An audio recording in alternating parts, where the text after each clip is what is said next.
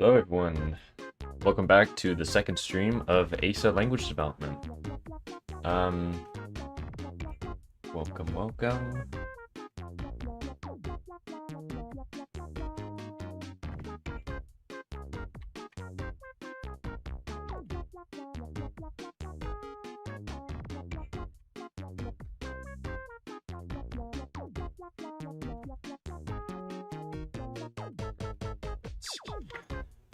Okay, so since the last stream ended, I fixed the bug we were having, and I was also starting to work on compiler time definitions.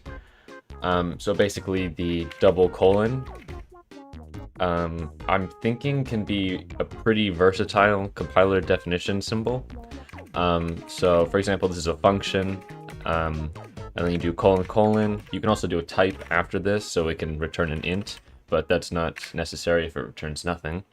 And then you put parentheses, and then braces, and then that just defines a function. But then also, you can use it to define, for example, structs. So if you put the struct keyword instead of a type, then this will define a struct like this. Hi, welcome to the chat. And still super not sure about type. I mean, by default, the type should be inferred, so a equals 5 would be the same thing as int a equals 5. But I'm not sure if I should have it say int like that or int like this, because if it's like this, then it would follow the similar structure to the compiler time definitions, like for functions.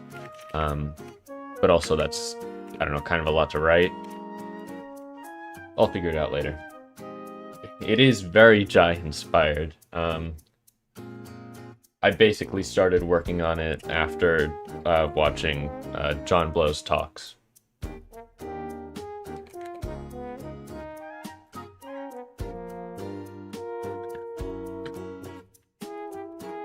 And macros are defined in the same way. Currently, it might require curly braces, just because, for example, if I were to remove curly braces from this, then this is almost exactly the same as a function definition, except it's any kind of code here, and it's sort of difficult to tell whether or not it's a function definition, unless, obviously, you have curly braces in a function instead of a semicolon. So I might do a check for that, but that's sort of added complexity.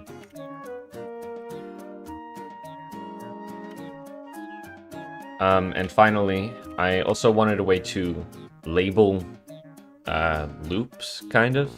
So I was also maybe thinking of using it like this. So basically, I label while with a, and then that way I can have non-local breaks and continues and things like that.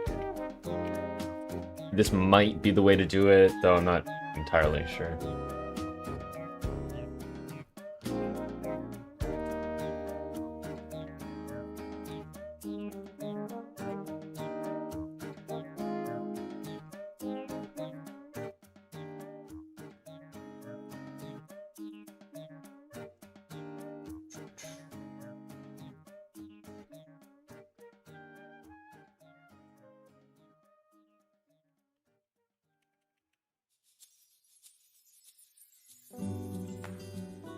And then using macros is like this.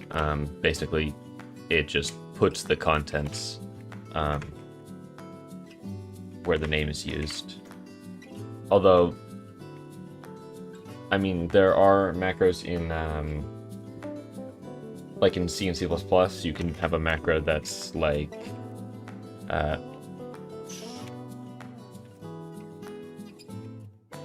it's like this, where basically you can have arguments and then print x, and then that is a valid macro. So I'll probably want you to be able to do this.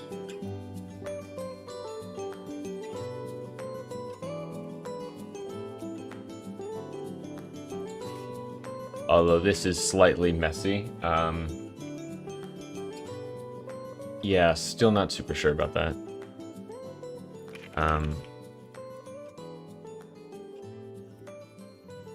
Because that is...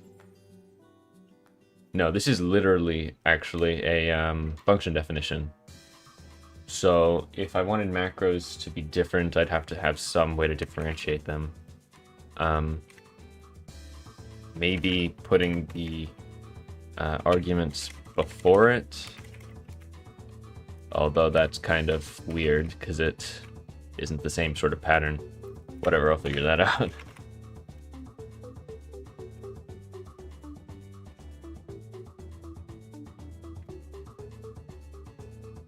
Oops.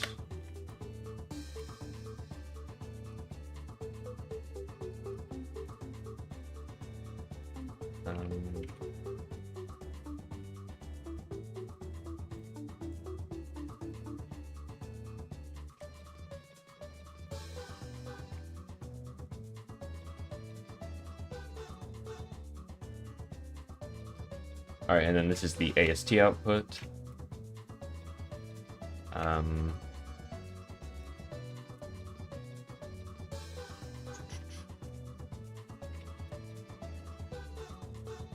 There.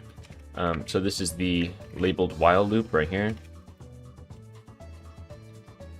Basically, it just puts it inside of a compiler define node. And then it's the exact same otherwise. And then the break just references that with the identifier.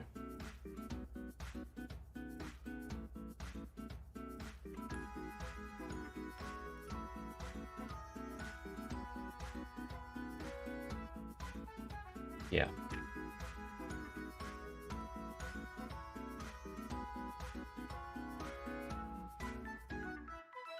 Oh, and I forgot to demonstrate how the expression simplifier works. So basically, this entire expression, because all of these are constants, it gets simplified down into the result of the computation of those constants. And that is down here. Right here. So basically, that entire node tree for all of these computations gets simplified down to just this one expression term, which is the output. Okay.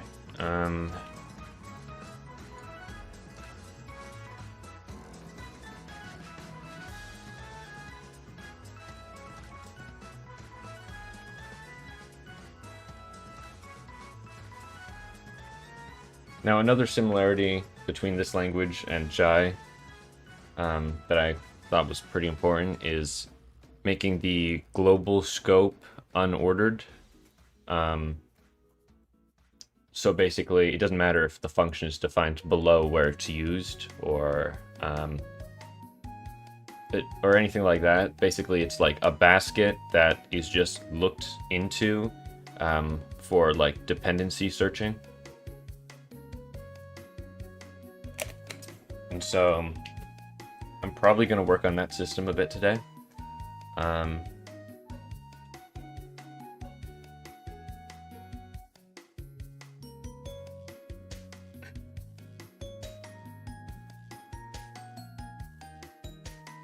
Yeah, make sure that these are defined. Actually, it might be worth it to work on some sort of syntax error system first. That way I can sort of just enforce the rules, because right now the node tree is just built regardless of whether or not what you wrote makes any sense whatsoever.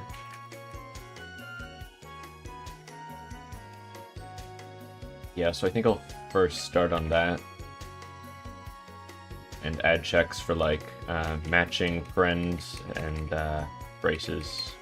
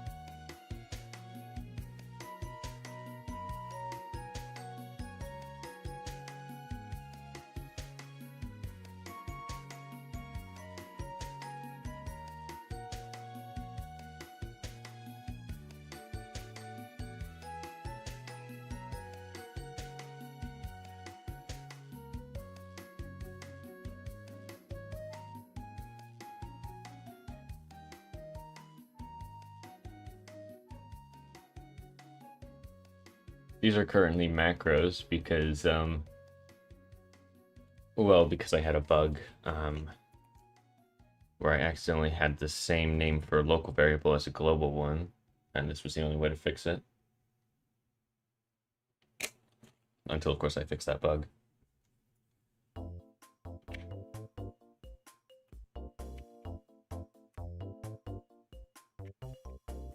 I'll fix these now, I guess.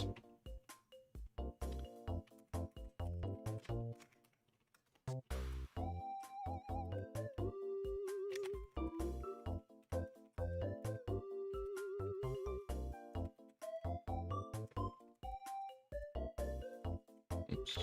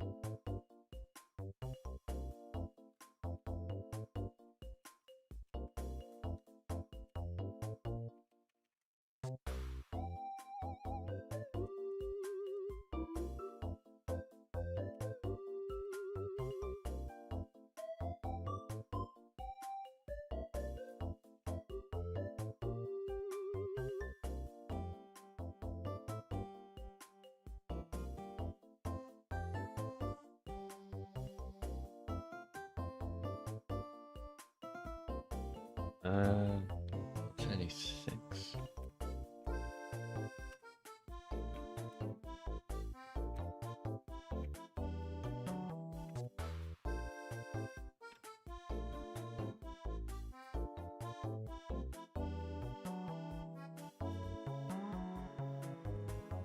Oh, it's a const.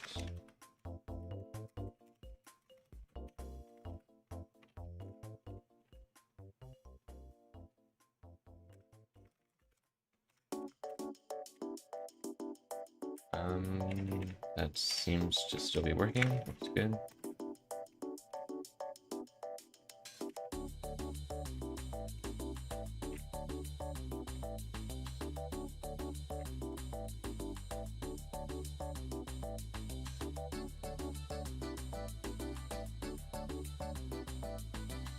Yeah.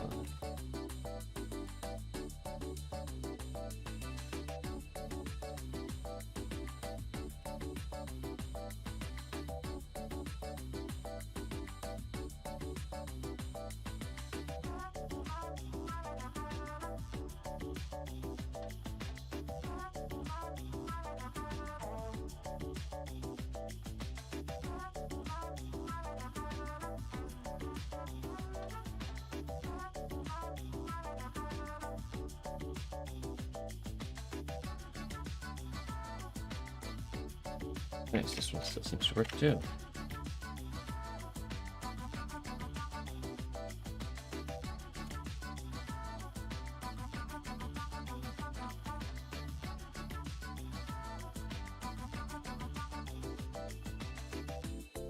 Now, currently each token by default has a line number associated with it, but I probably also want to just have all of the lines of the file.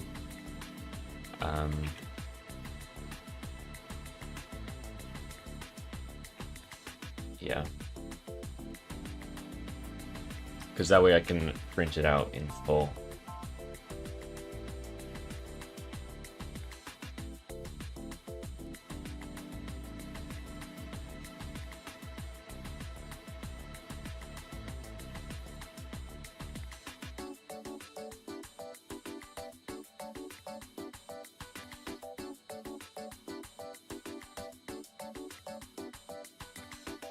Then again, if I have includes, then the exact index would not align.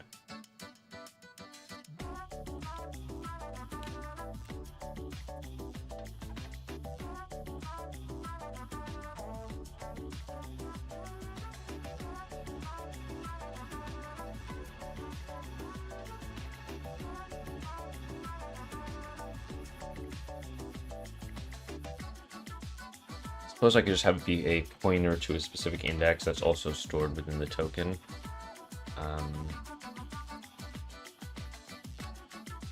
Yeah, I'll do that.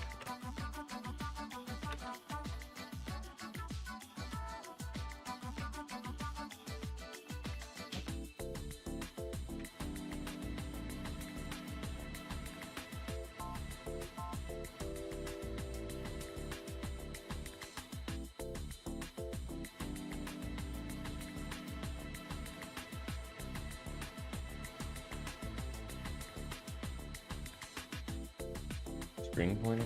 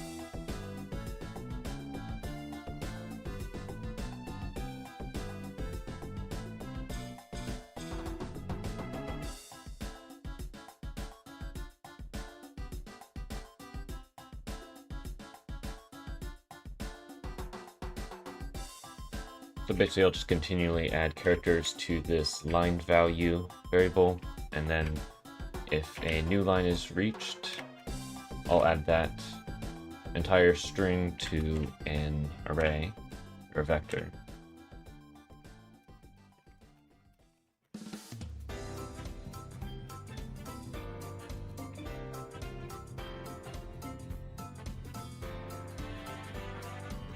Called lines.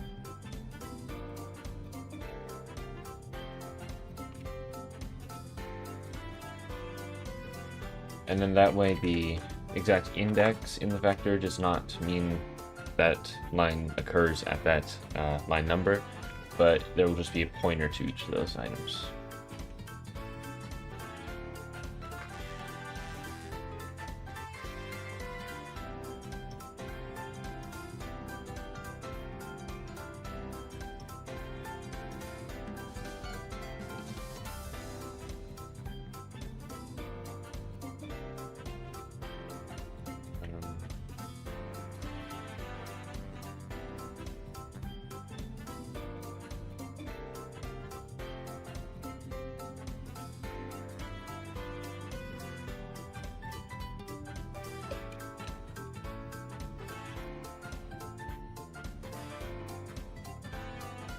Oh, this is the wrong way to do it, actually.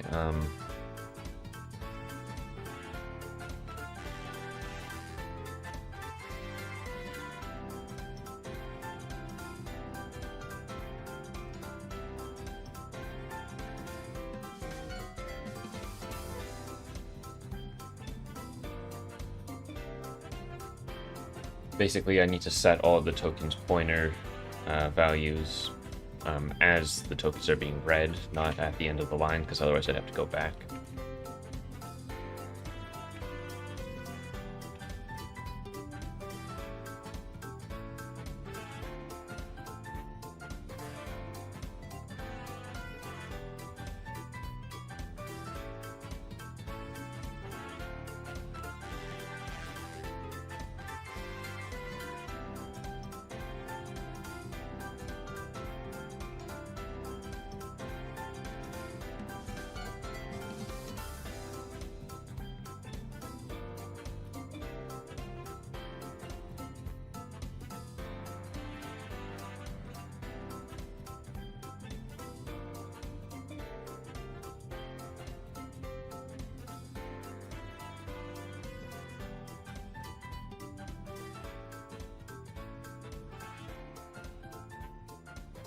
And then when I create the token pair, it can be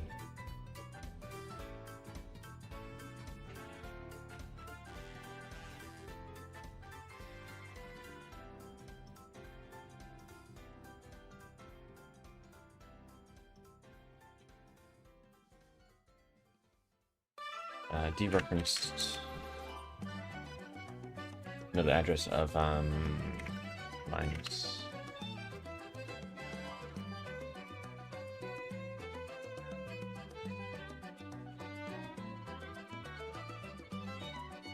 Would you like me to use lo-fi music? I mean, I typically use video game music, but you know, I guess sometimes lo-fi fits the mood better.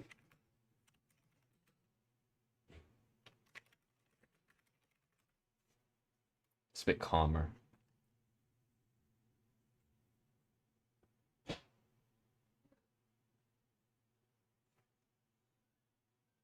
This one might work.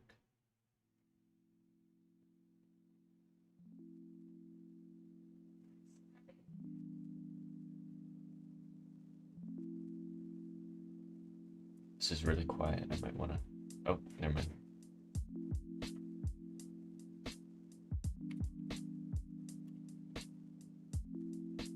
Tell me if the volume is good. Might want to raise it a little.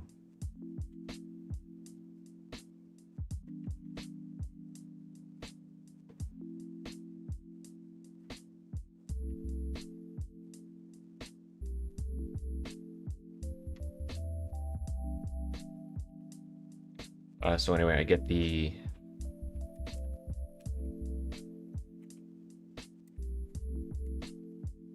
address of the last item in the lines vector, and I think that will work.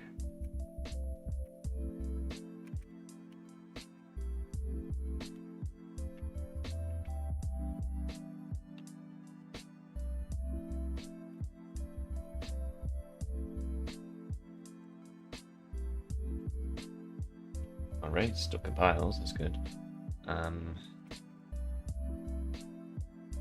Now where I print out the token values, I can also just test to see if this is working by printing out the full line.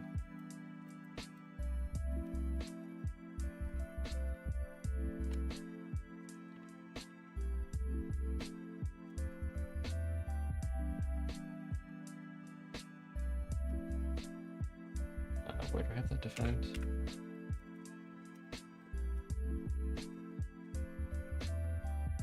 Oh, I don't have a function for that, I just do it manually.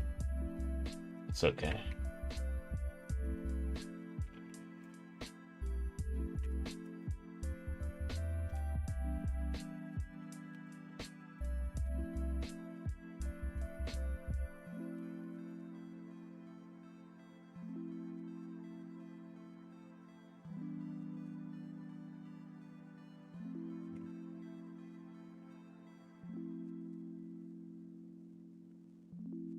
So I want to dereference that at I. Yeah, I.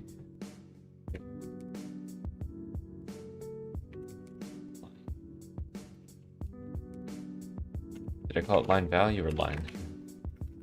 Let's check real quick. Line value.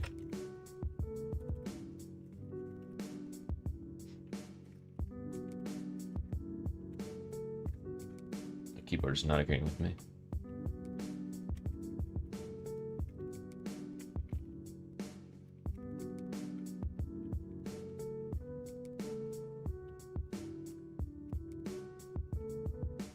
Oh, that's not good. SCD length error. Oh, that's right. By default, it uses null pointer. So more than likely that won't work.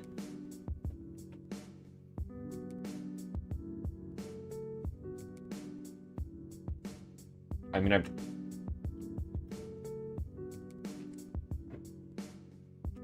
I want some kind of check to make sure it's actually been set at some point, but it should probably be set as a pointer to a real string. So let's do that by default.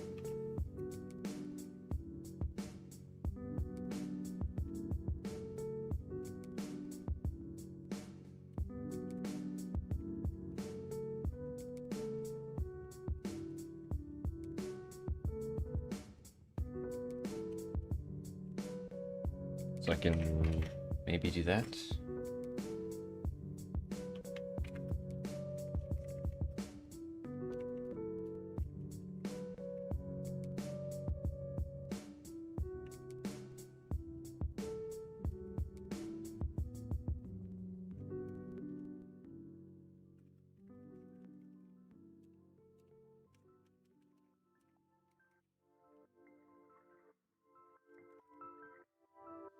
I'm not sure if it'll let me do that.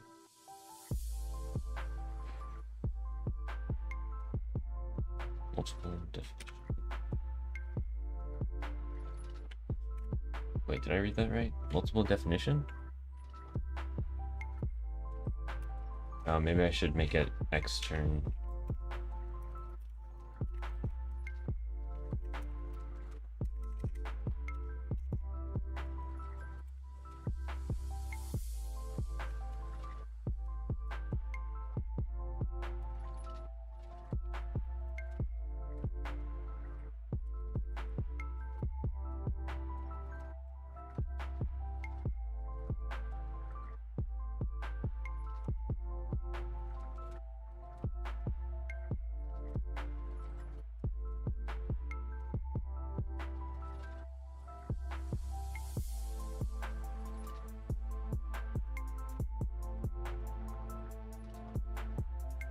See length error still.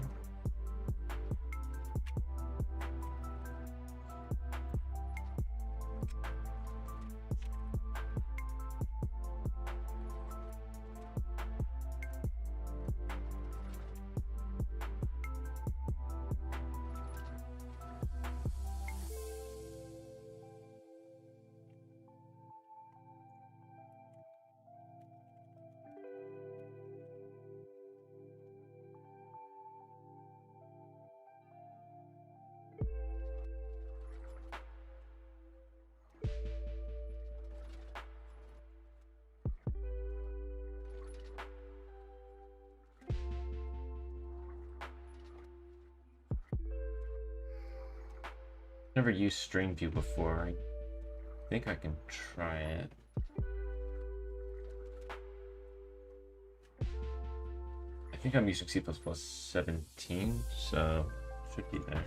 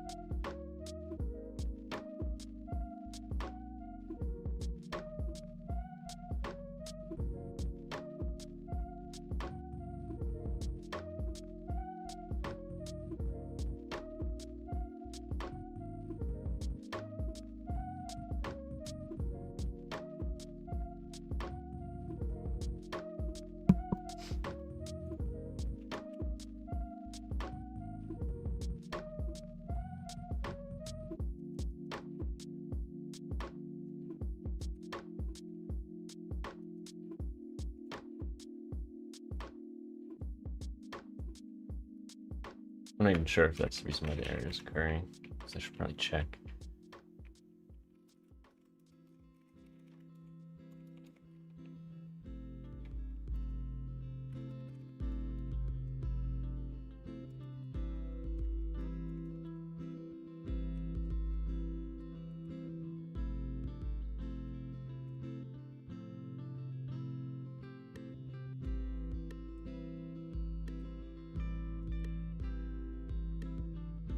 Ooh.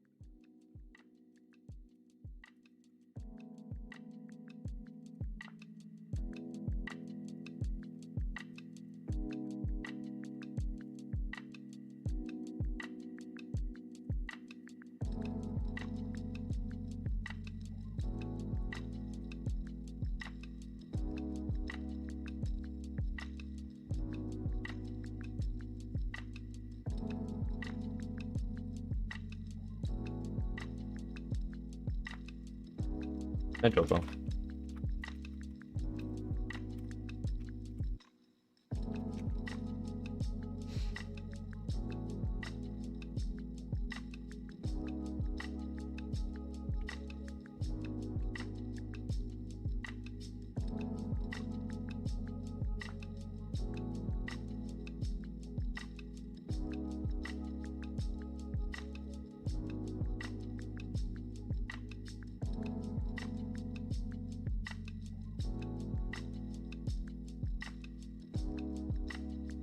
What XP thing?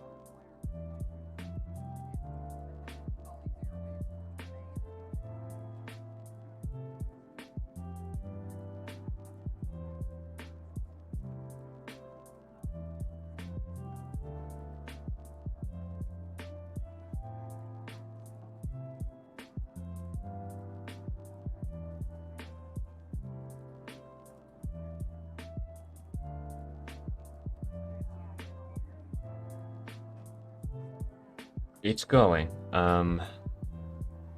Still working on the AST generator. Well, right now I'm actually technically working on sort of the syntax error reporter. Just working on adding like line reporting.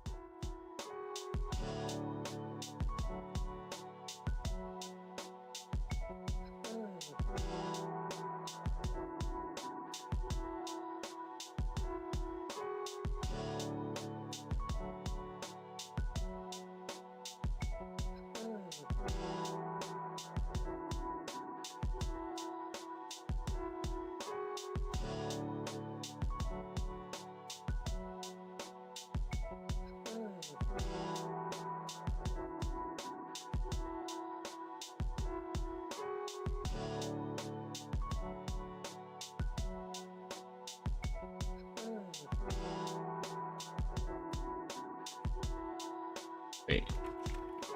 Is this...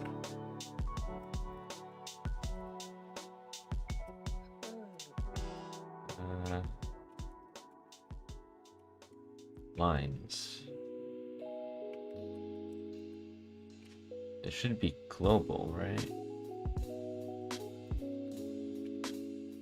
Yeah.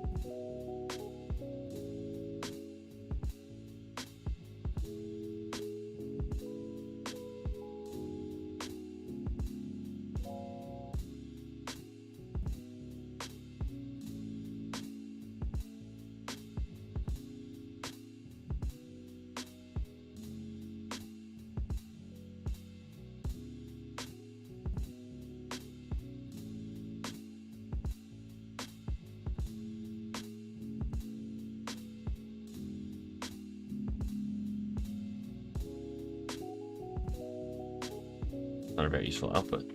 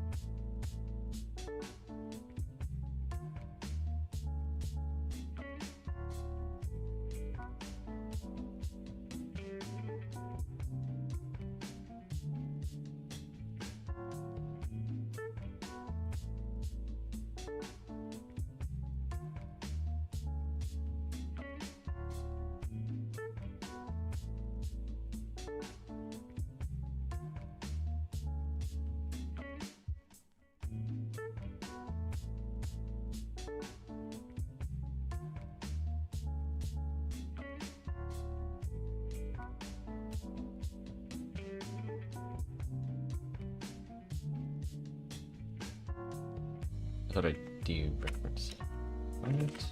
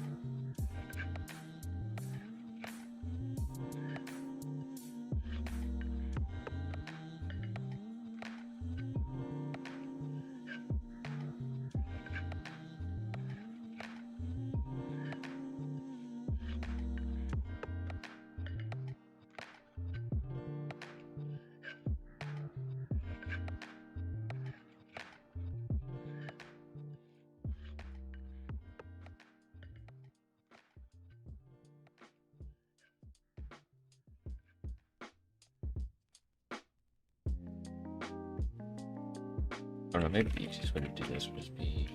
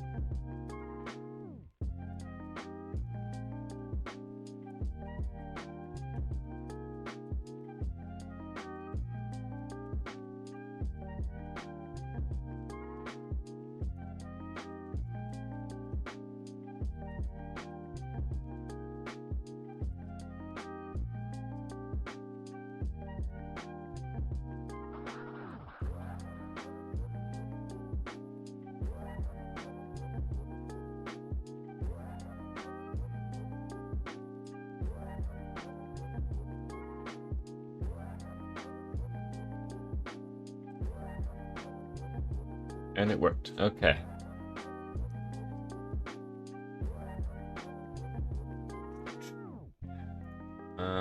So now basically I can go up here. And where the tokens are printed out, never mind. Null. Okay.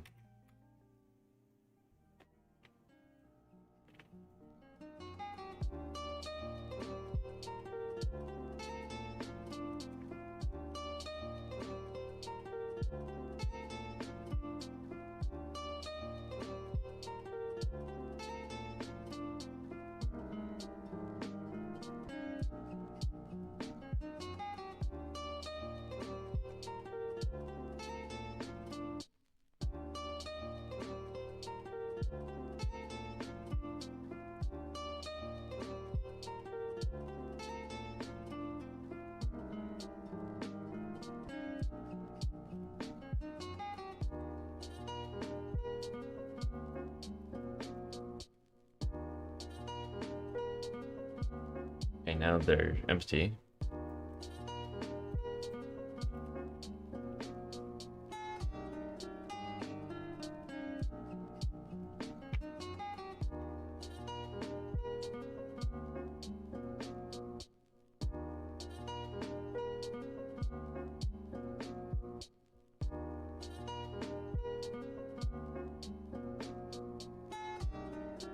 Oh, I see, because I'm changing the pointer as it's happening.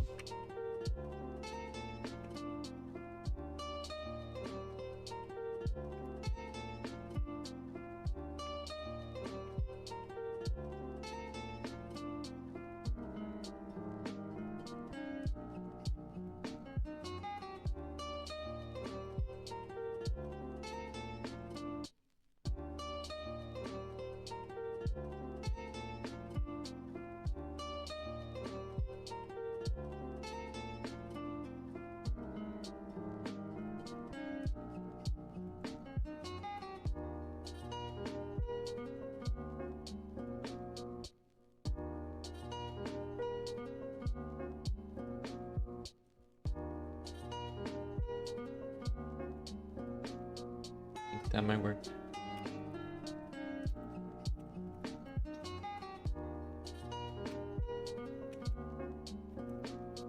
Three months of no practice. Does not look good. Okay, so it's definitely printing stuff now. Although that looks like more than one line. So that's not quite right, I'd say.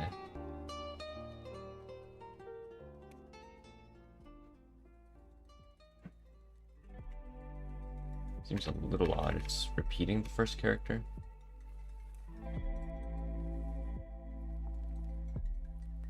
And also, of course, printing the entire file.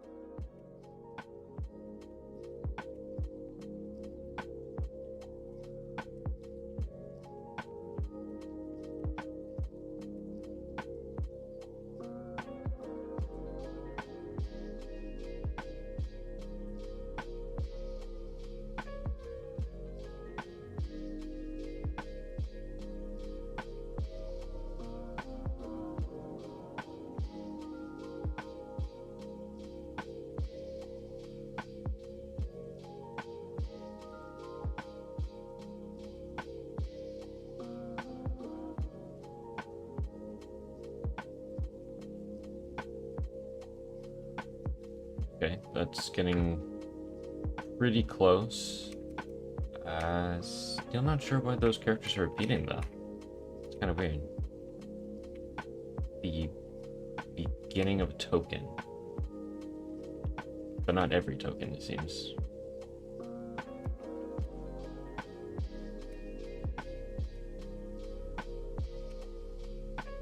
It does look like single lines, though.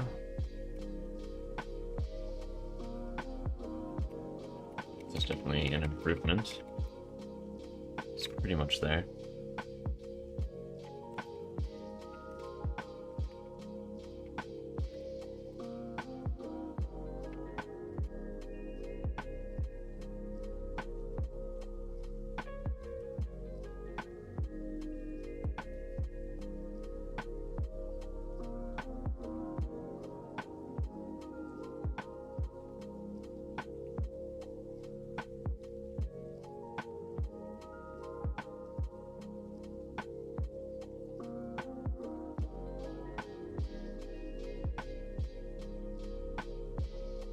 I don't modify I at any point, so we shouldn't be repeating characters.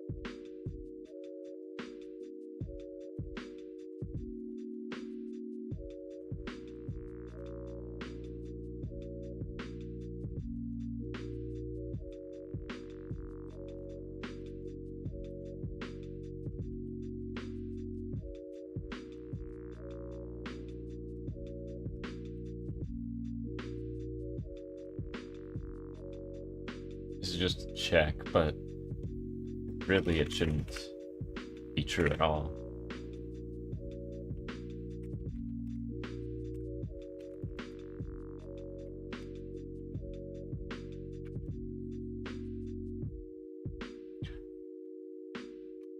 Okay, that seemed to fix it. Huh.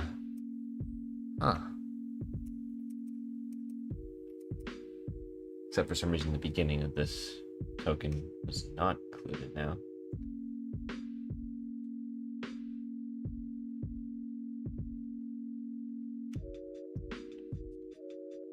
Seems to be for the double colon. Okay. Or no. Multiply is defined down here. So that's after a right curly brace. Huh.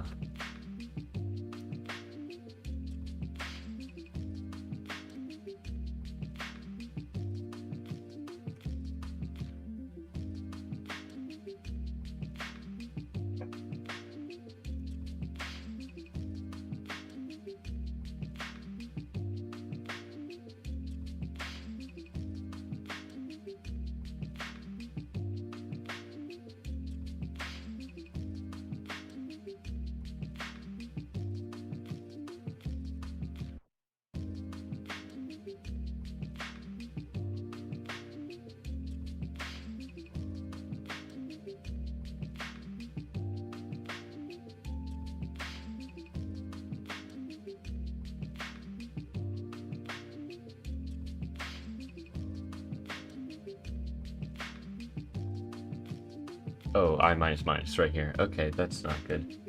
And so that occurs if the token is ending and it's not a string.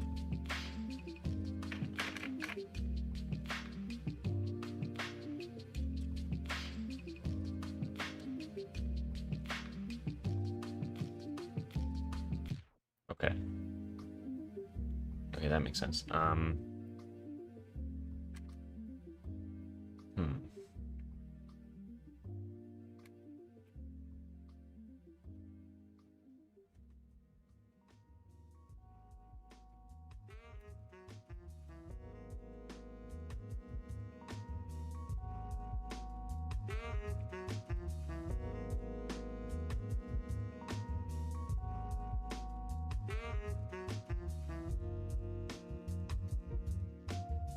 So I think I can just get rid of the last character, because it's an end of line, so yeah.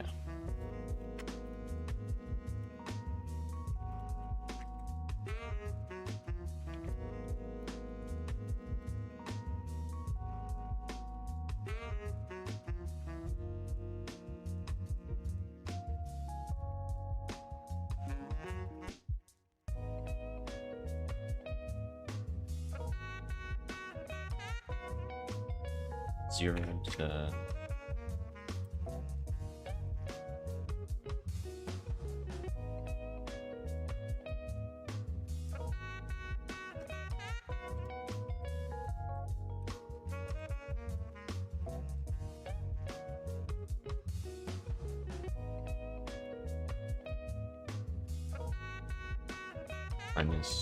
-2, I think.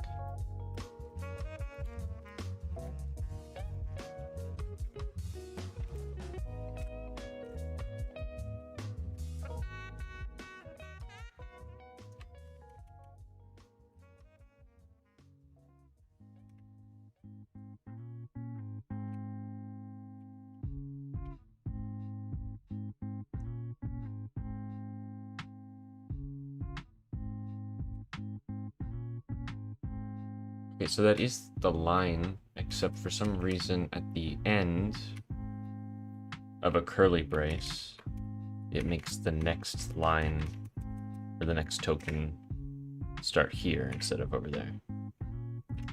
Not really entirely sure why that is. I don't think I have a pattern made for right curly brace.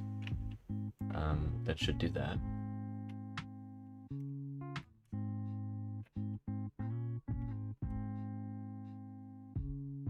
Token escapes. Yeah, that's in there.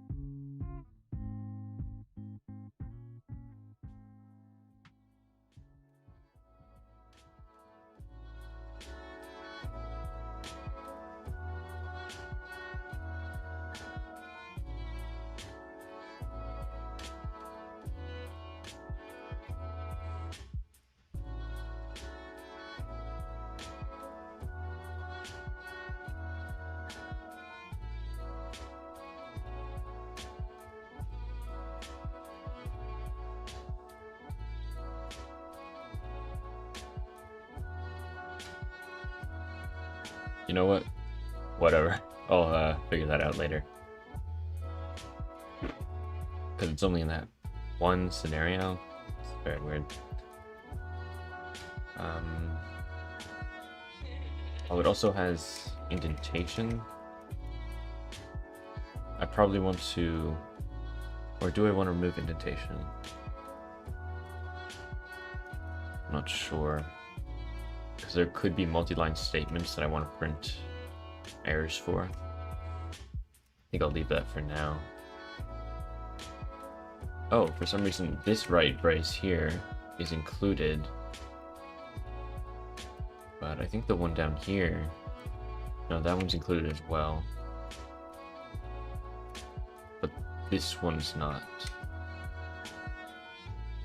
Is it only if it's followed by 2 new lines? That might be the case.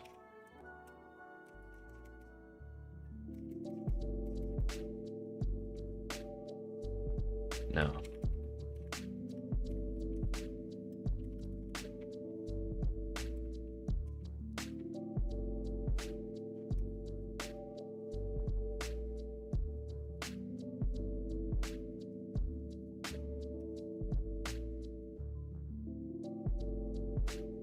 think I'll start working on the error function.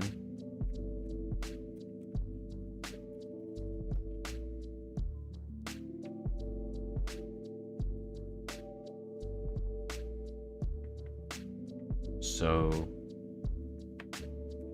I'll have one called print line error. You know, I do kind of like the languages that where the compiler gives you like an arrow that points to the exact thing that's messed up. So that's probably something I'll implement, just because it's kind of a pain to deal with C++ errors that just print you like a wall of text and you kind of have to decipher it on your own. And luckily, it should be completely possible to do this. Oh, Gerard. You know exactly what I'm talking about. Yabble has some of,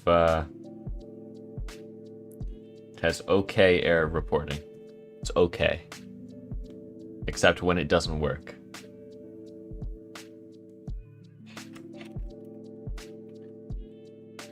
So I guess I'll just have it overload for token index. Oh, wait, hold on.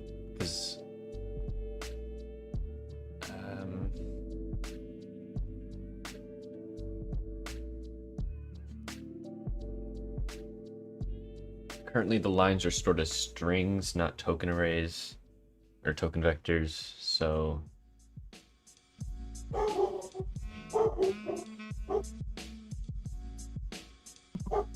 whatever, I'll start with just lines.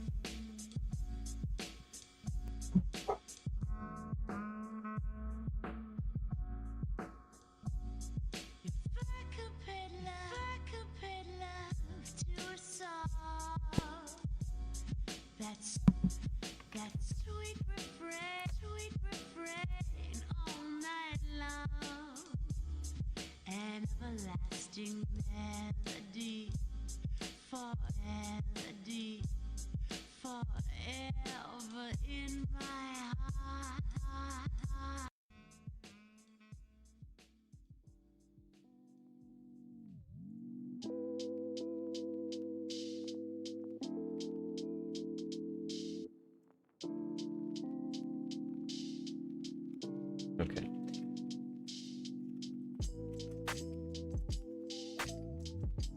That one probably string as well.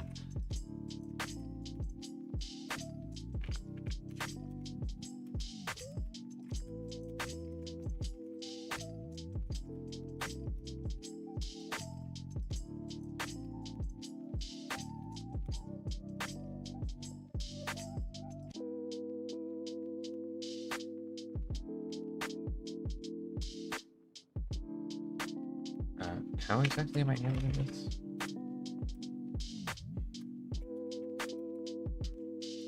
The tokens have reference to the value.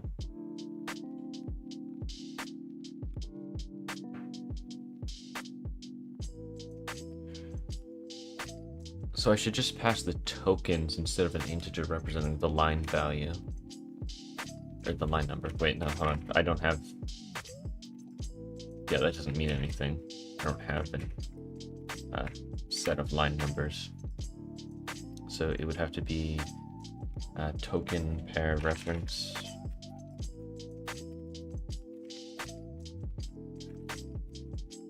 And then I guess I could just have it so that when the token is created, it stores its own index inside of the line. Yeah, that's probably the best way to have it.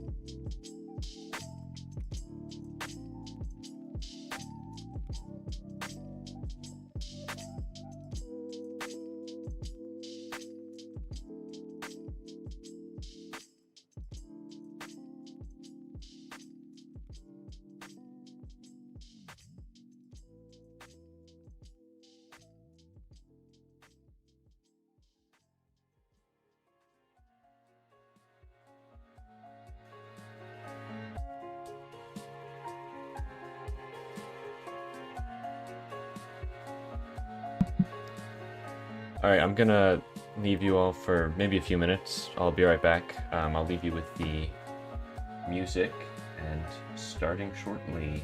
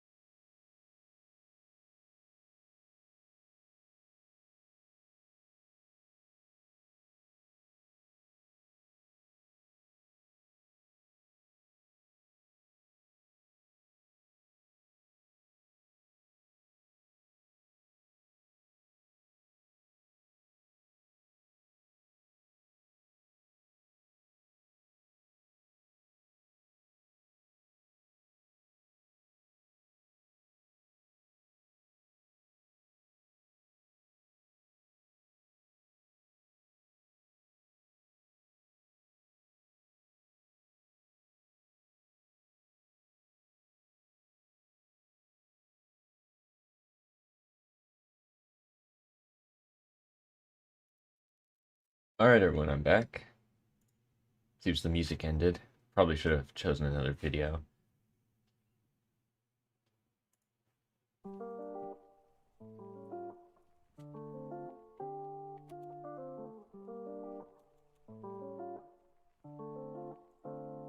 Alright, so index and line.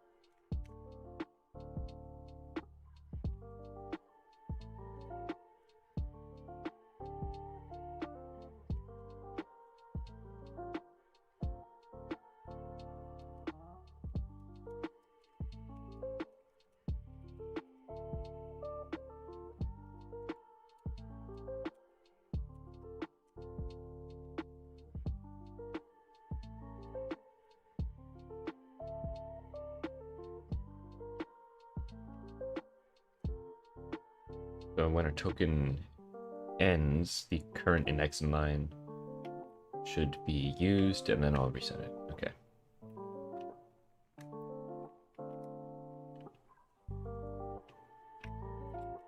I don't have that defined.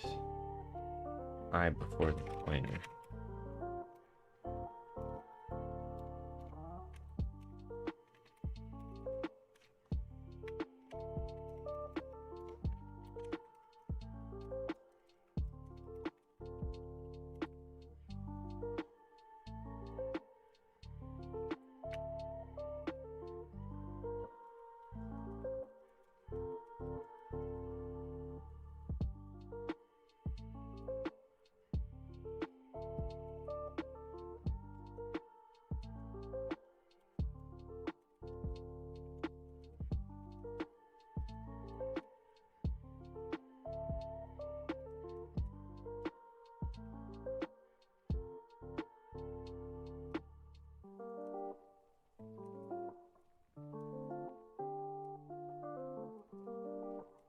We print error, and then the token dot line value.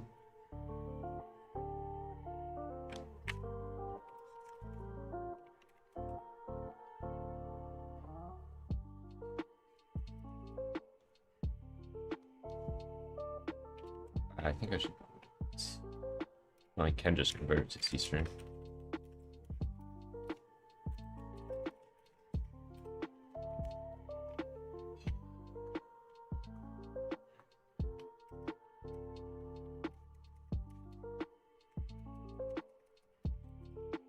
Also include the line text.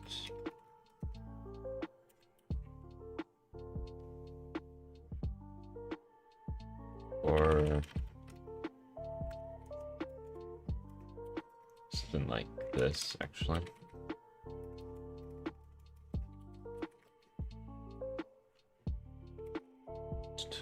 In dot number.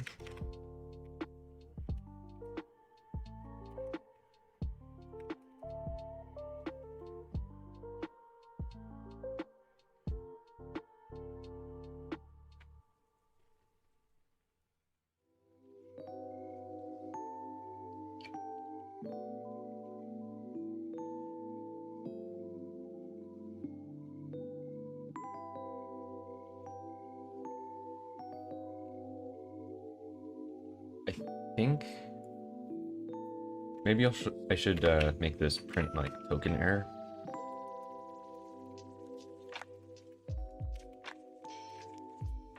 And then I can do for. I know there's probably a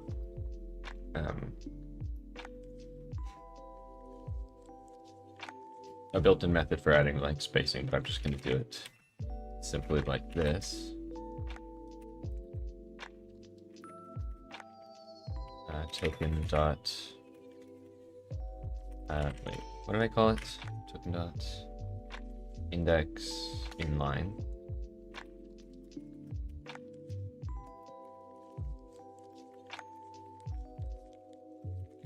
And then add spaces like that.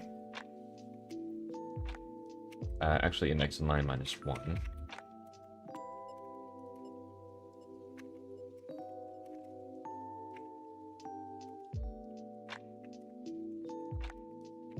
add an up arrow like that.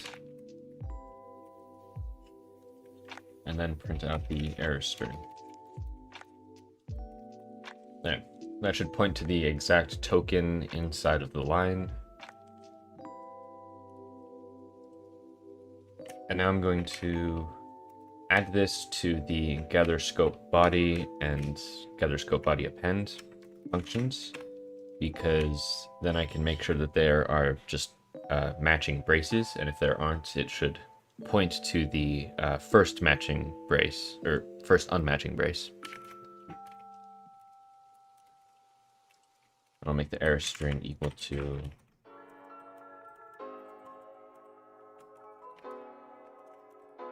nothing by default, I guess.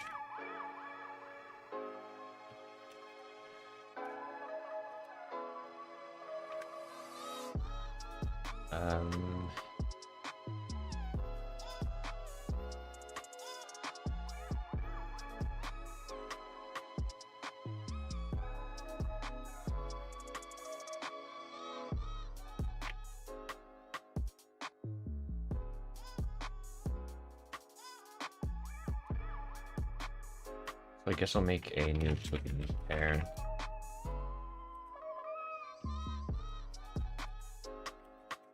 First token is equal to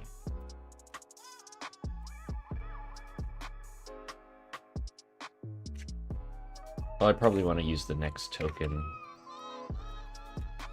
macro,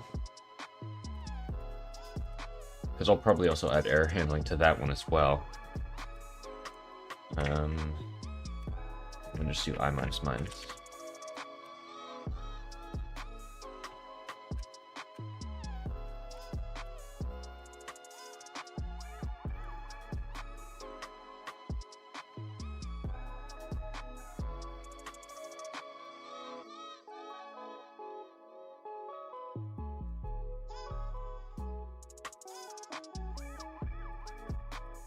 Unmatched brace. Sure. Yeah, that should be good enough.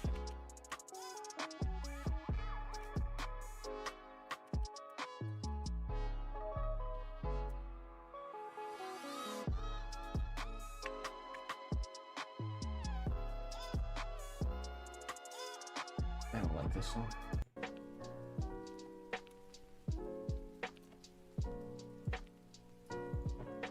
Okay, no matching function for call to the token data type. 224.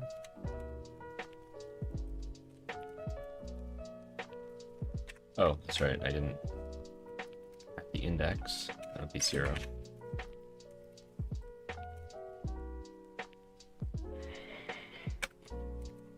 Now there shouldn't be any error yet, and there wasn't, but if I remove this,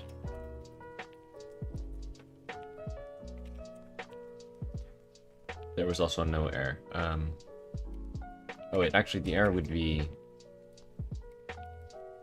the error doesn't throw an exception. I should probably do that. Does it do anything though?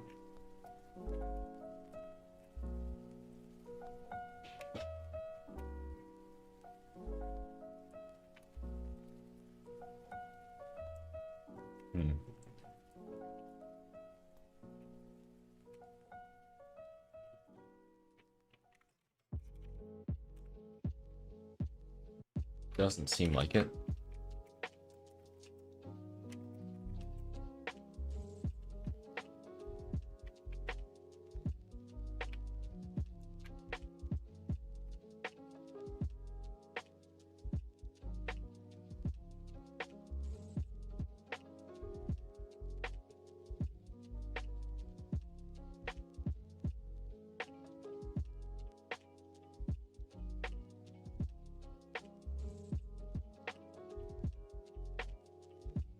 Oh, these were reaching the end of file, and I want that to be handled specially. up here.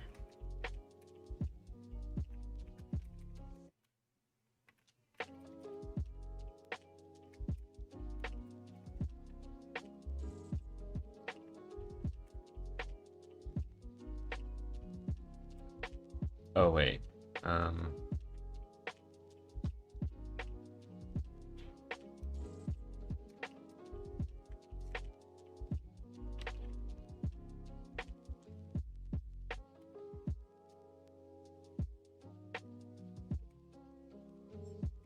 Tokens I think.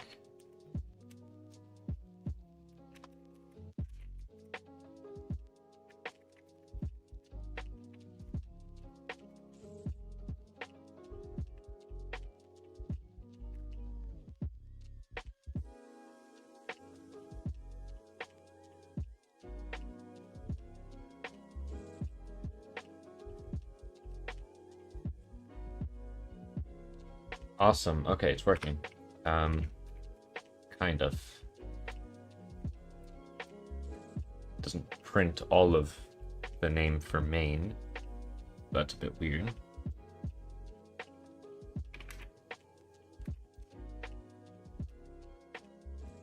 Unmatched brace. Huh.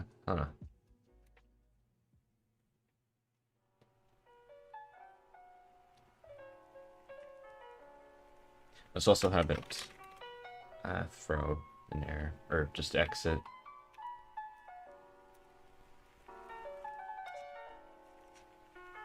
I'll have a probably better way to exit later on, but I'll just have it exit 1 now.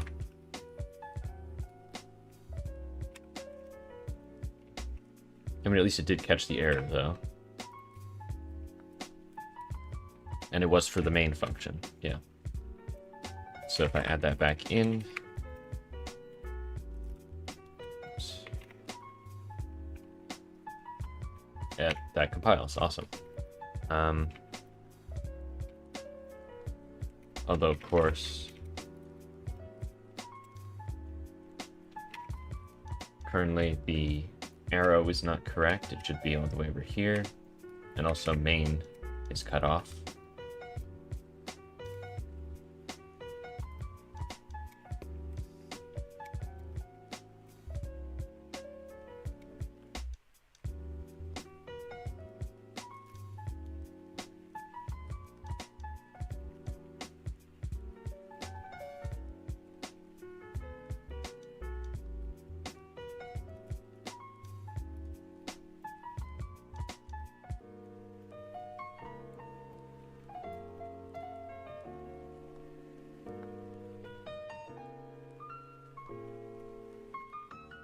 You know, it's probably from that check that I have for last eye.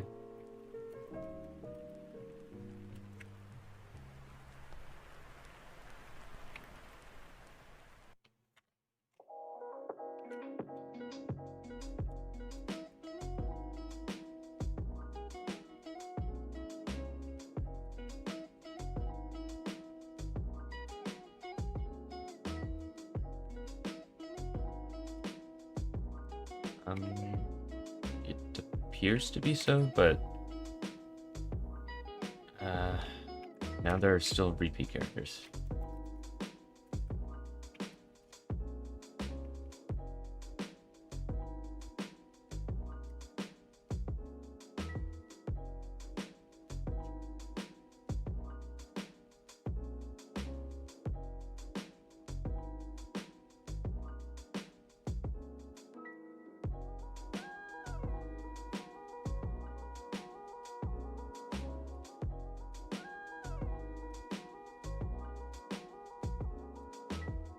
Probably be down here where token content is, actually.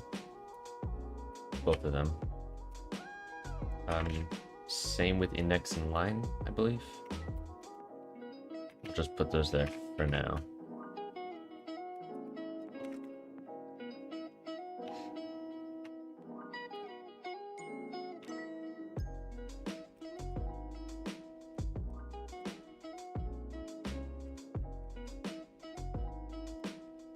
That's only an M now, so that's definitely wrong. Those are... Okay, so those are for starts. That's clear. So there's another place down here, probably. Token content.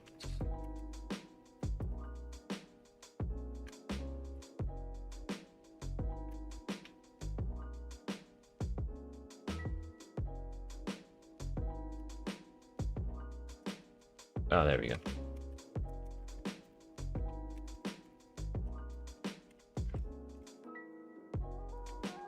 This is definitely not organized very well.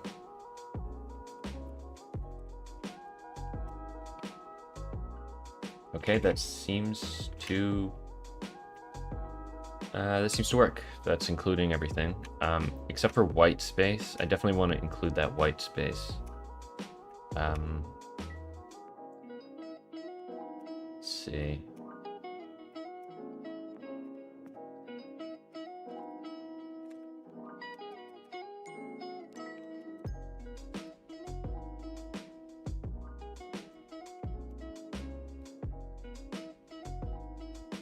Maybe if I just place that down there. I believe I have a check somewhere to see if it's white space. Yeah, that's definitely wrong.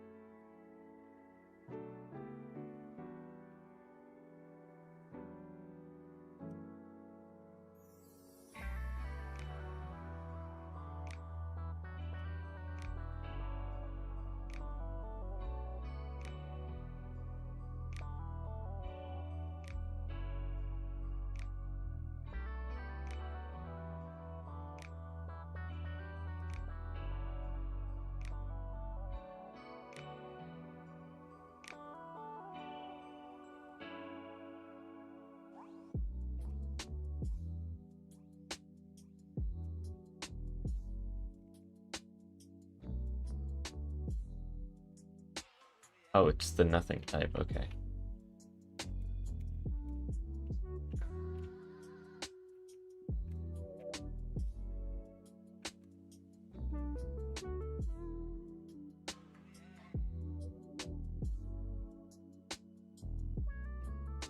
Oh, so I see I want to move these down, actually. And out of that.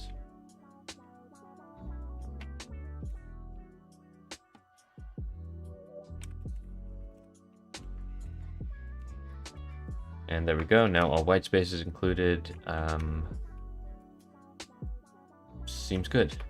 Now the only issue now that I have to face is this arrow not matching up with the brace that I'm talking about.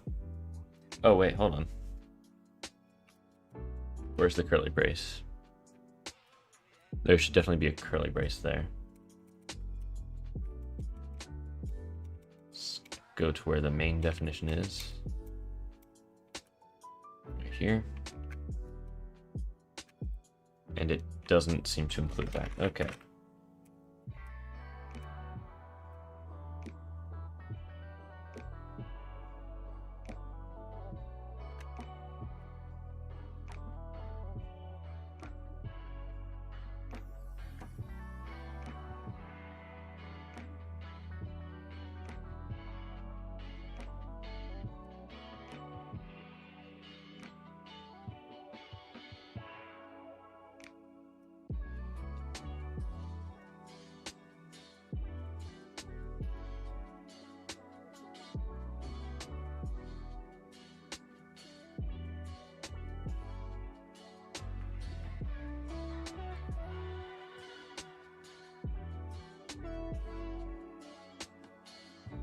That fixed it, but now there's repeats.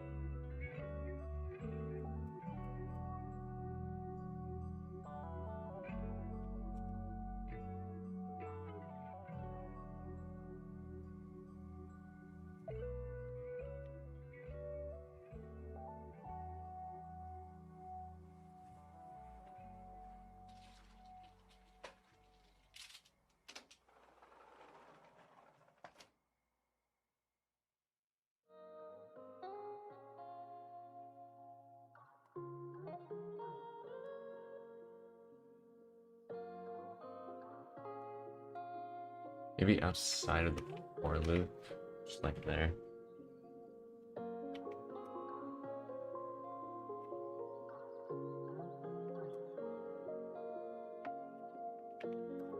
Hmm.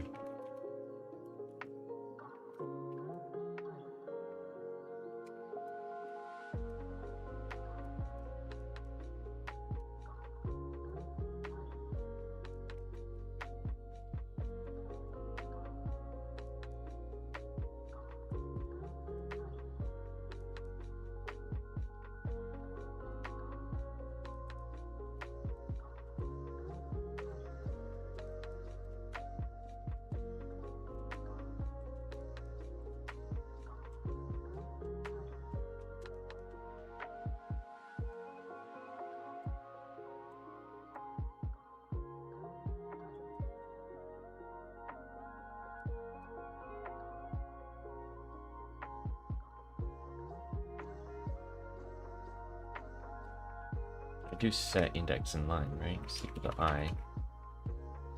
Hmm.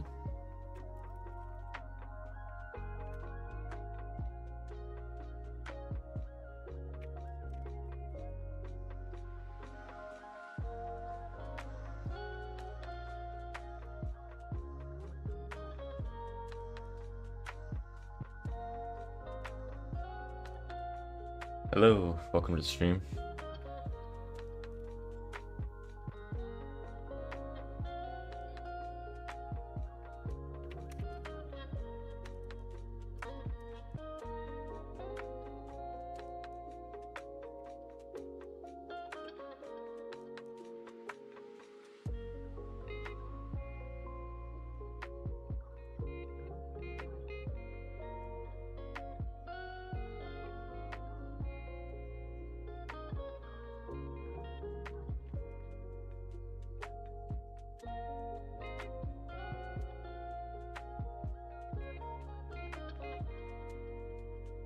That's somewhat odd.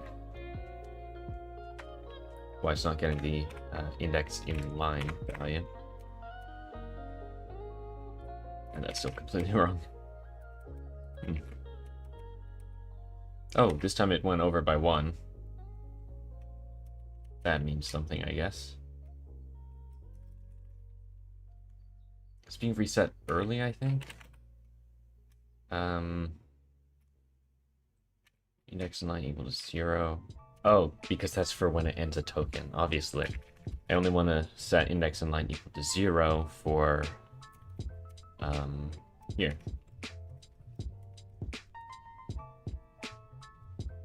And I mean, obviously that's not going to line up now because I have this extra spacing on the front.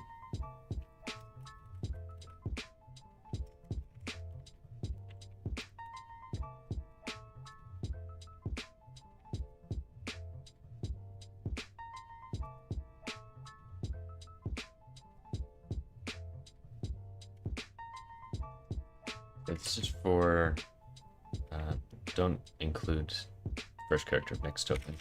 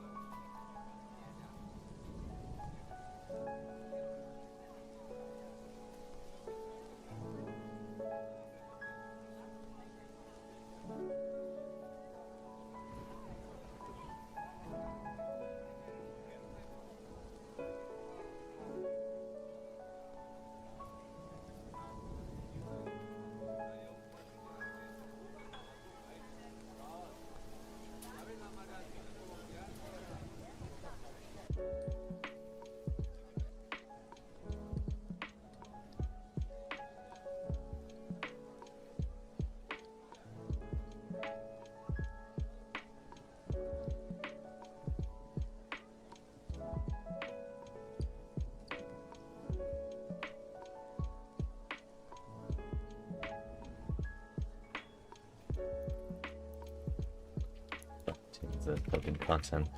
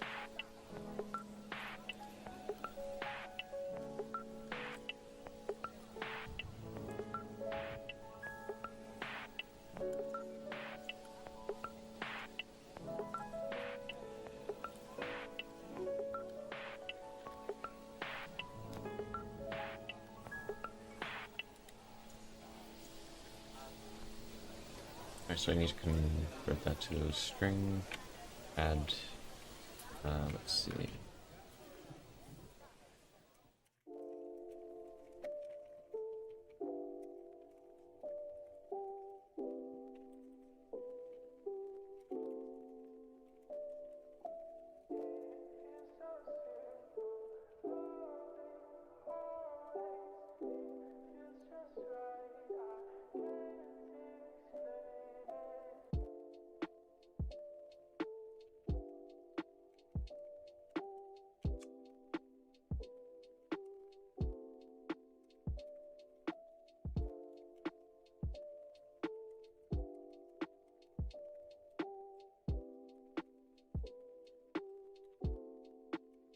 Plus 4.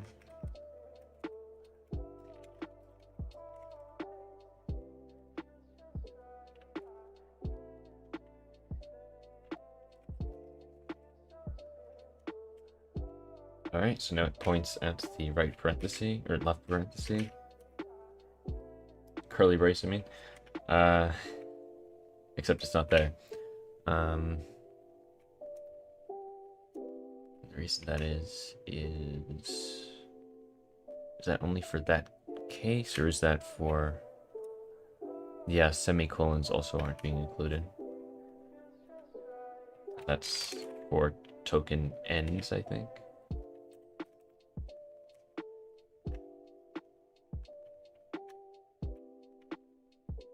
Not that one.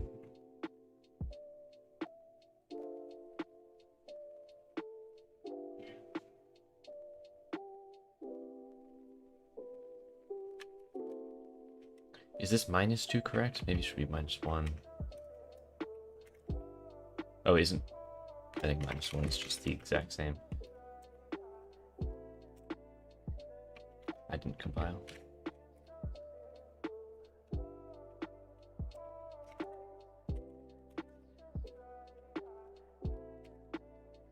Oh, that worked. Okay, so now I have error handling or error printing for line number.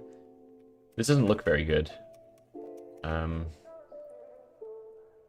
so used to using C++, I'm not really sure what the style typically is.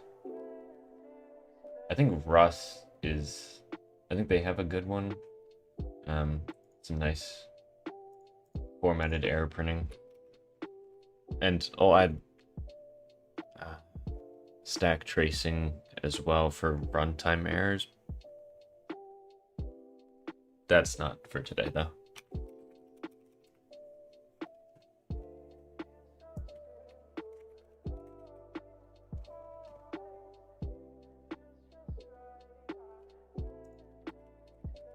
Okay, can I see an example?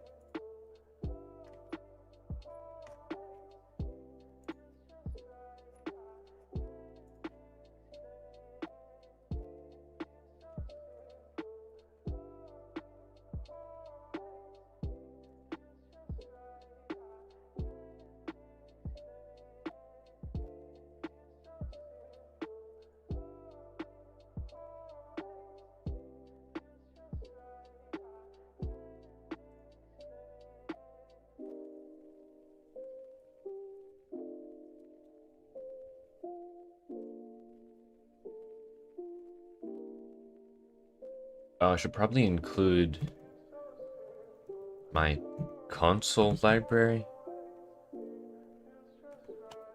because colored output is pretty nice to have. I can have like some red text. Um,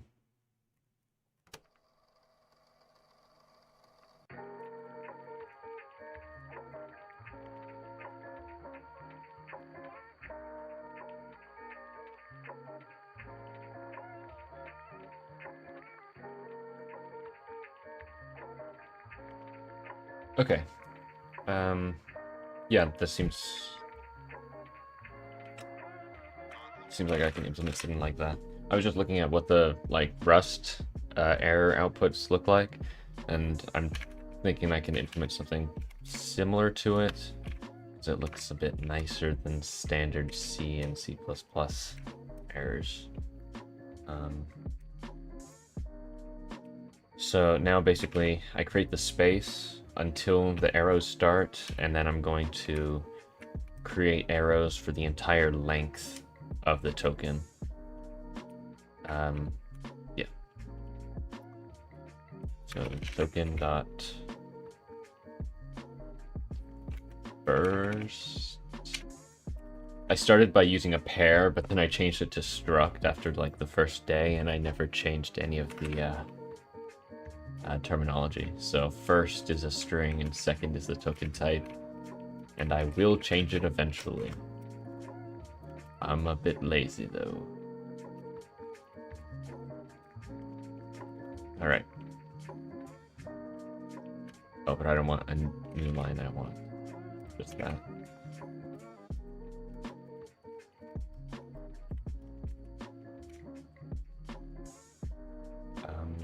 And also I'll put the error string up here. Well, I guess I still want some new lines.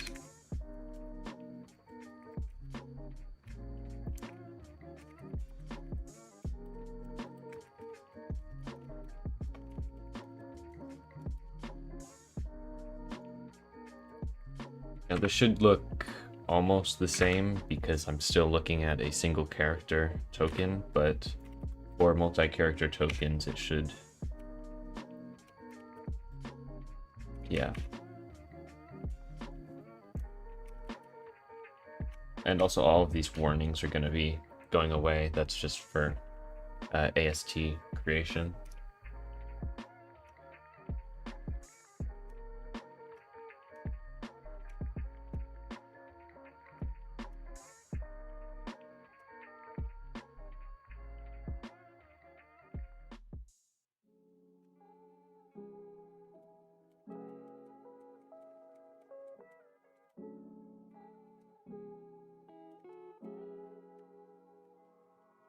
Alright, so I'll add that brace back in.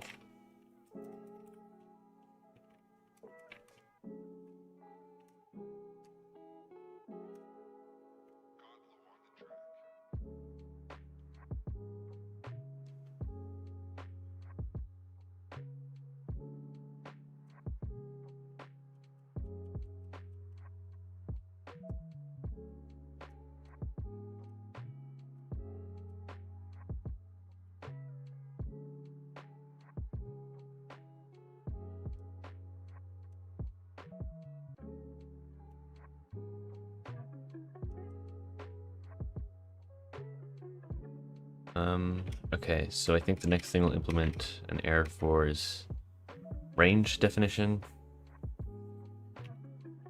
Basically, it just needs to have an expression on the left and an expression on the right of that. Or actually, instead of range definition on its own, binary operators, yeah. So an expression on the left and an expression on the right of a binary operator. And if it doesn't have it like this, it should throw an error pointing to the binary operator. Okay.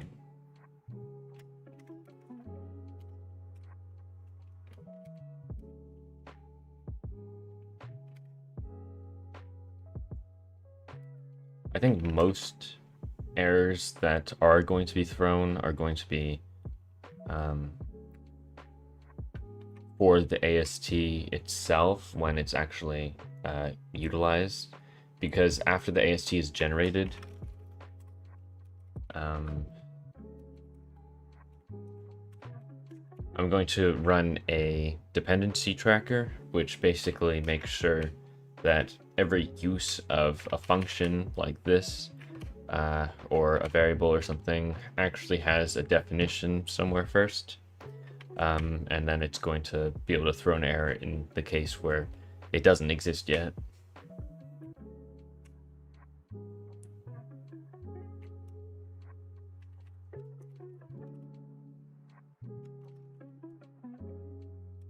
I think,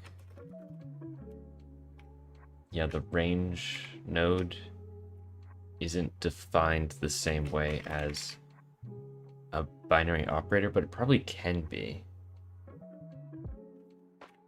I should probably make it like so it is.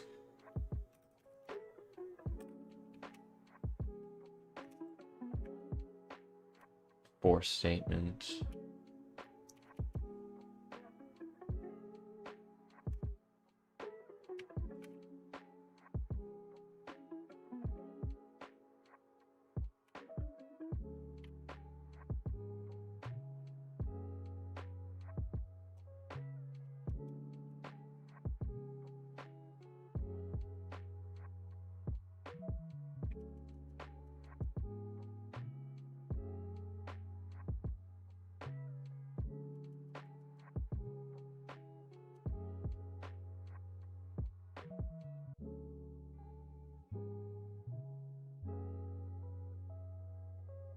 Oh, so it's dot.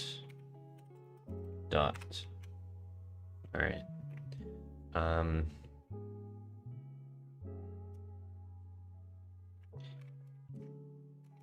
Yeah, so I think for this one specifically, I can just do that. See if that works. I mean, obviously it'll change the labels, so it won't be range start and range end. It'll be expression 1 and expression, or first expression, second expression. But I can work with that.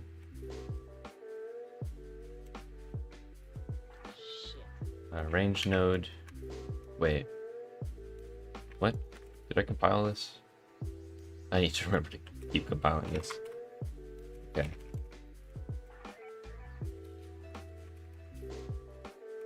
Nothing node. Oh, that's because I don't think I have a definition for it. Yeah, binary operator expression type.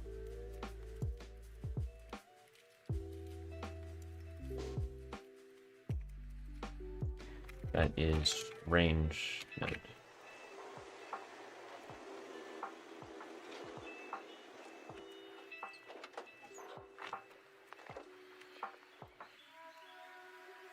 And there, integer and integer. So that means I can just remove the extras, the range begin and range end, because I really don't need those. They're kind of redundant.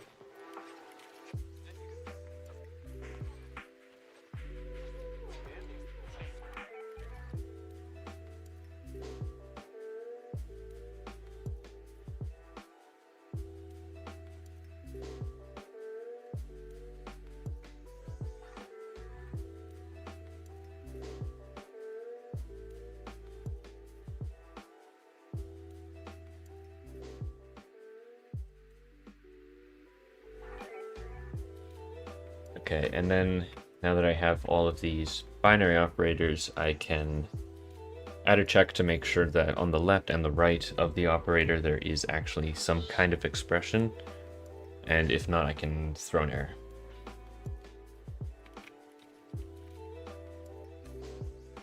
Basically, the way that the binary expressions work is each node is generated from left to right. So assume that this comment, for example, is code. Basically, as I go through this word instead, a node is generated for it. And then let's say of is the expression. It actually pops off a list this node because the node hasn't actually been used yet.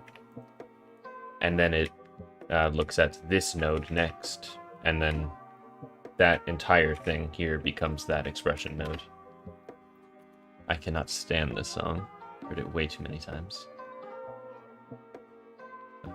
Let's see.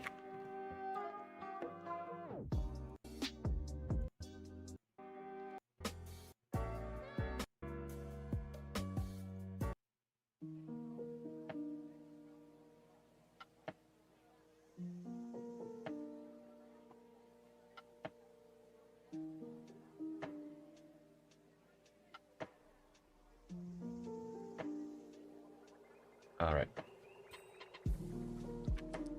So basically I can check to make sure this leaf node is long enough, I think. Because that's just a vector. Although I'm not entirely sure if that will actually do anything. Let me see. So I'll just compile this to make sure it still works as expected, and it does. And now if I remove this, because that's not handled, it should do an out of range exception. Yes, okay. That'll also compile. So that is actually exactly what I wanted. So then I'll do if the size of leaf nodes is equal to 0, then that means there's no previous nodes, and I should just throw an error. Print token error. Current token. Do I have a reference current token? Forget.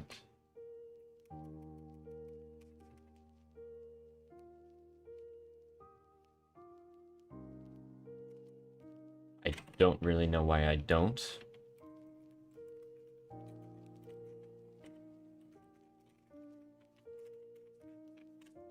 Probably be a lot easier to just do that. Oh, token pair, token. I think.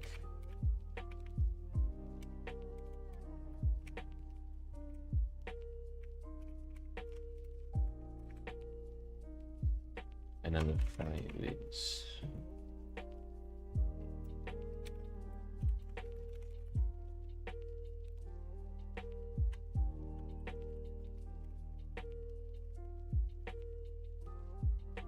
binary operator expected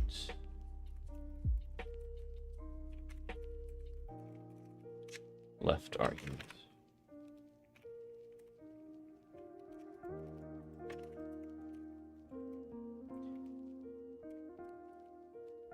And I also want to do one for the right argument.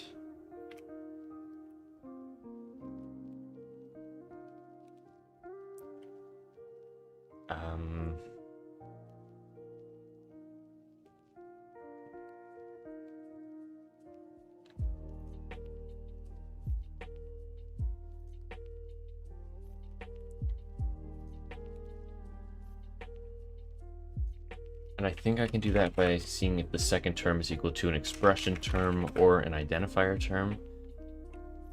We'll see though. Leaf nodes was not declared. What?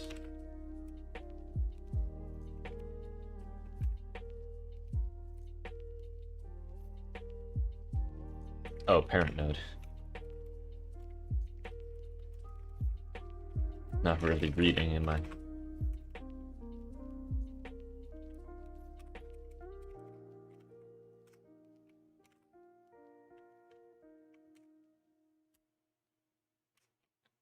Okay, so now I want to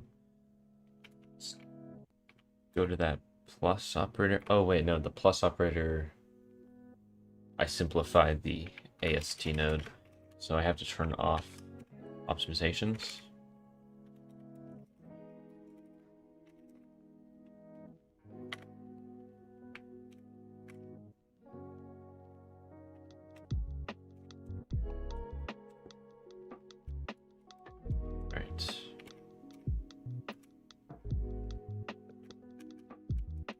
then this is 1.1 plus 5.2.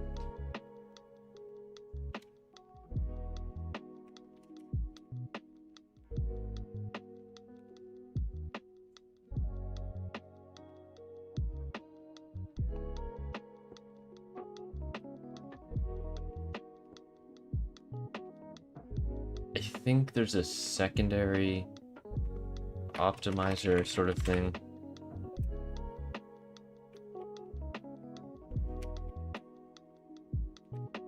Or I could just look at the subtoken size, I think.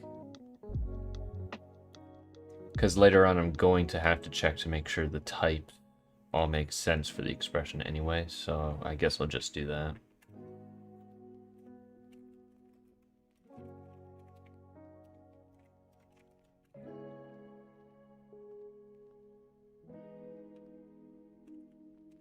It's equal to 0.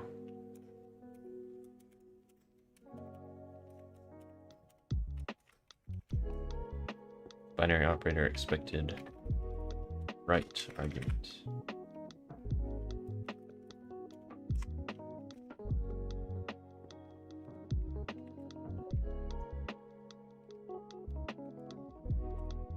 Alright, so that runs. Now if I remove the first argument, that's obviously invalid code. So it points here. Binary operator expected left argument.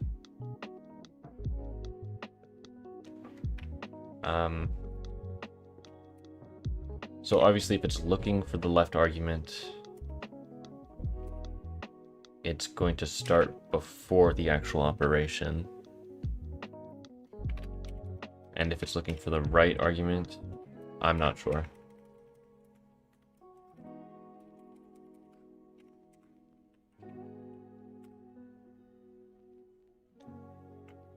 Yeah, so I think I'll want to add 1 to it. Or wait a second, that doesn't make sense.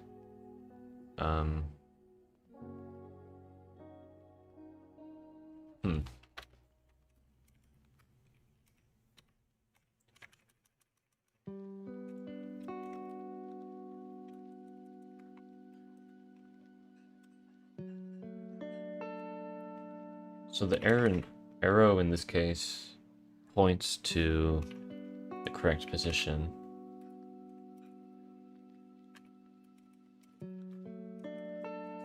But not for the operator.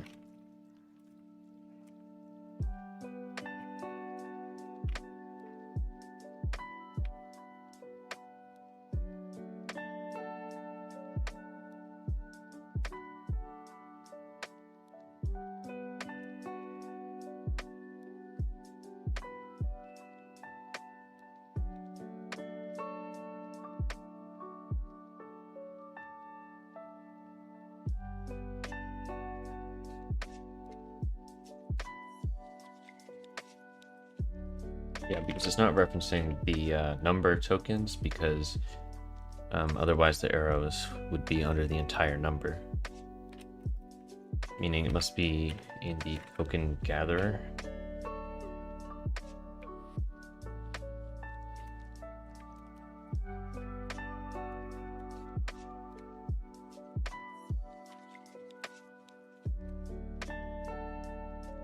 Should index and line start as 0 or 1? Might make sense to be 1, because that indicates the exact number of bases. Oh, never mind then.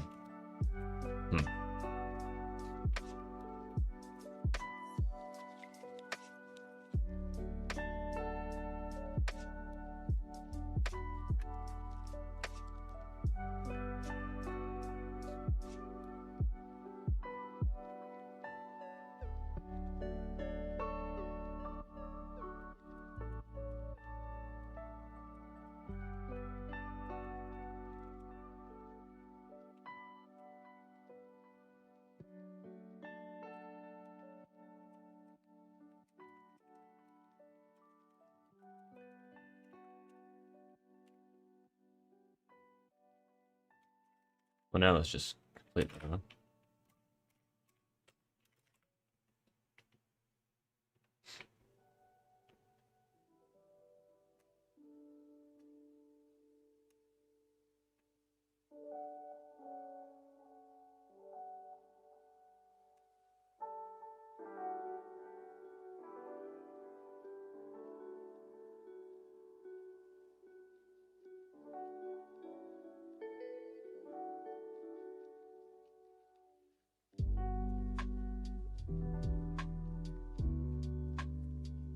Hi, welcome to the stream.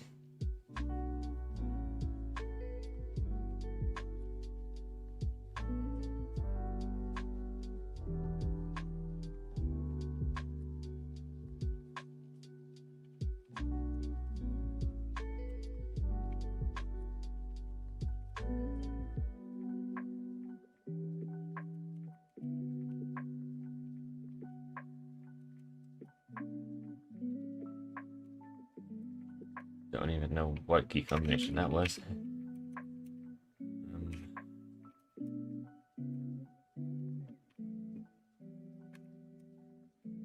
So I'm gonna do that.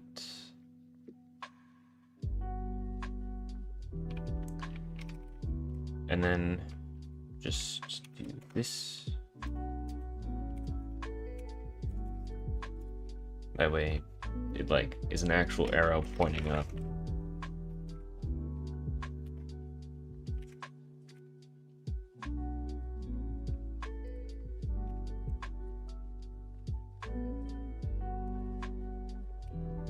Oh, that is... Oh, I need a new line. That's right.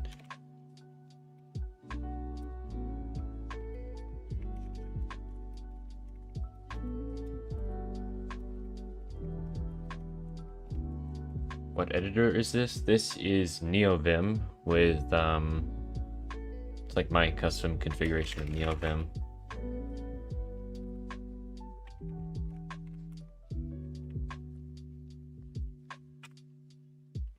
I didn't compile that.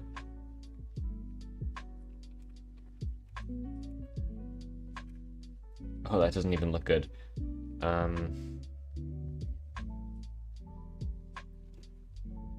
mean, I could use like the arrow Unicode.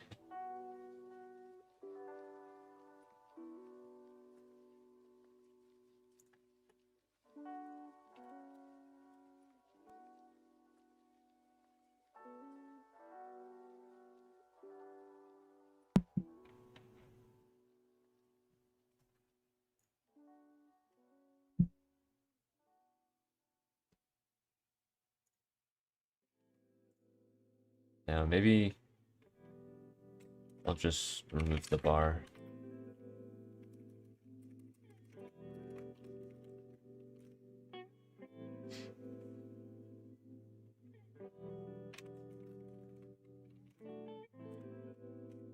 Yeah, that's good enough.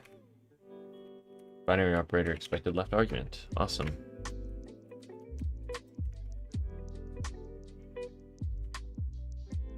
I mean, it's still not exactly where I want it. I probably want it to be on the binary operator itself, but for some reason it's not aligning with where it actually should be.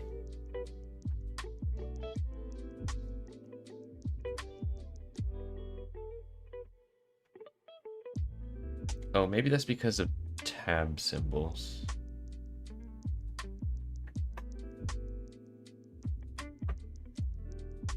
Because I think...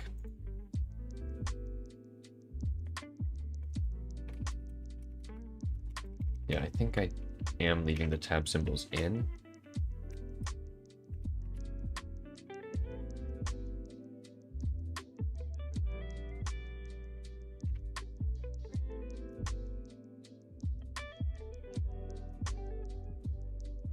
We'll just add a check.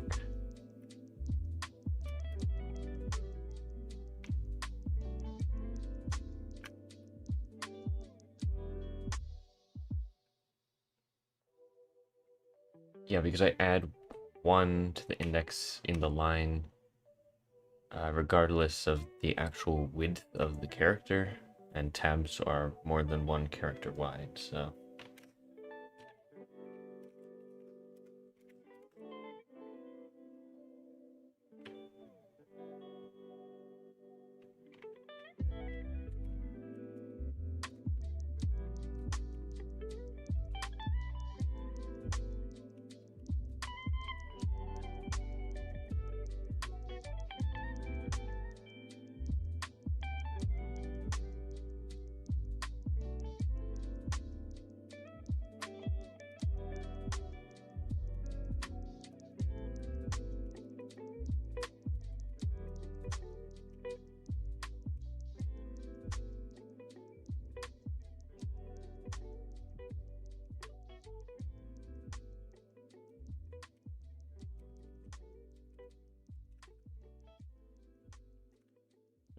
See if this sort of fixes the issue.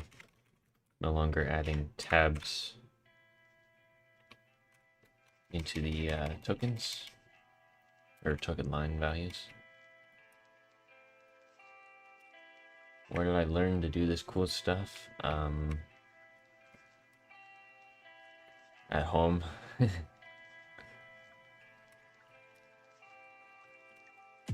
Alright, no tabs added. I don't know if it's clear yet to anybody who's watching the stream or who's seen like the progress so far on this language. I am winging it.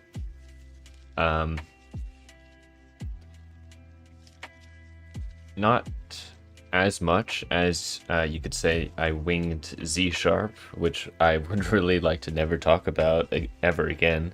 That's how terrible it is. But I think in the past, wow, how long has it even been since that video? Let me check.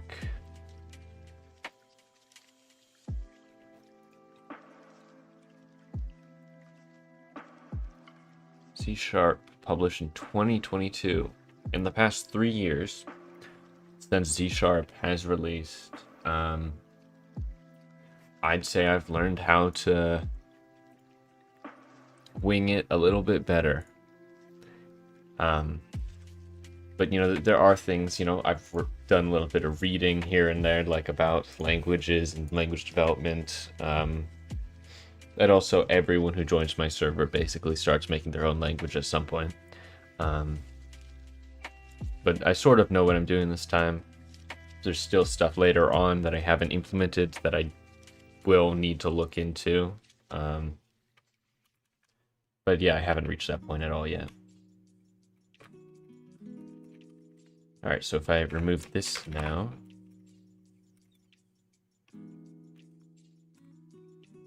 Okay, good. It's actually pointing to the plus symbol, because the tab symbol... I think that the tab symbol was included in here, but it aligned with the tab, because that's 1, 2, 3... Wait, 1, 2, 3, 4, 1, 2... No. Maybe there were 2 extra characters here? I don't know. But now it's actually pointing to what we're talking about. So that's good. And let's just make sure it is still doing that for unclosed braces. It is. Awesome. And actually, let's see if it can throw the error. Oh, I was going to say, let's see if it can throw the error for both right and left argument at the same time, but that obviously isn't necessary because it throws the error immediately on the first argument.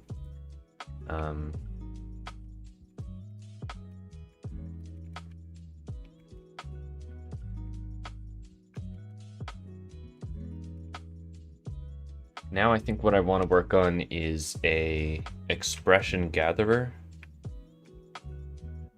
Basically, I have a scope body gatherer, which just gathers, you know, things between the curly braces. Like if I were to run this function on this code here, it would just gather all of that into a list of tokens. But I also probably want to have something similar for parenthesized expressions, like something like this. That just gathers everything between the parentheses. Because I have lines of code that are pretty much copied between each of these cases in the switch case. This right here. Although some of them are like slightly different in some ways, so I guess I'll have to keep that in mind. Like for example, the for loop, it needs to have a special case while looking in the parentheses for a colon like this, because it needs to set this expression, the j, and the 0 through 6 expression, the range, as 2 different expressions. I mean, I might generalize that more in the future, because currently I don't have any other use for the colon. But, you know, I was sort of debating whether or not to make that an equals, because this would be j is equal to, you know, the range, which I guess you could say is sort of similar to the C version, that you go like int I equals 0, I is less than 6, I plus plus, you know, where you're saying I is that, and then that's the condition, and then this iterates or adds to it at the end. But I really didn't want to make it so that you could set this iterator as the range, because I want the range to actually be a data type. So you could have something, for instance, R of type range. So, I mean, I haven't decided how to set the types, but it would be automatic because it does have inferred type system. So you could set R is equal to 0 dot dot 6. And then this is like, this is a variable. So I could insert this as R. And so that's why I didn't want to have the equal sign, because that's sort of just setting j equal to a range, but not saying that it's actually referencing, it should actually be a usable iterator.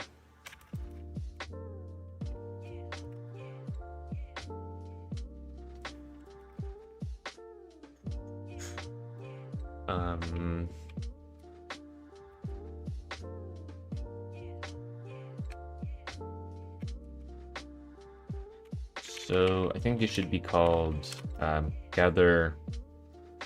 Let's see.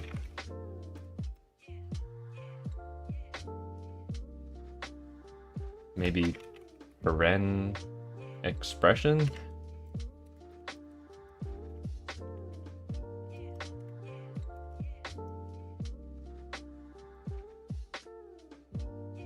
And then I think I can just pass the same thing, the same values as I would pass to the brace gatherer. This actually needs to go up here.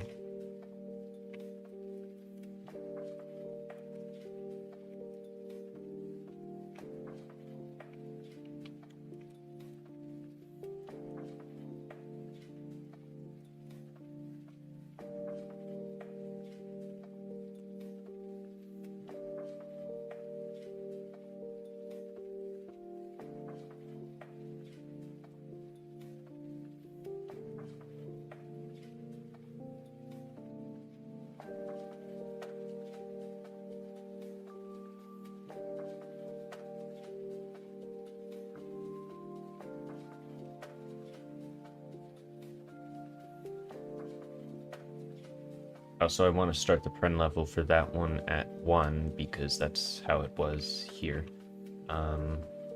Tokens, subtokens,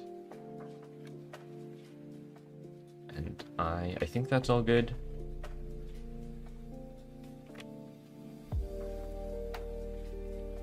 Alright, so starts at 1. Alright, and I'll just comment this out.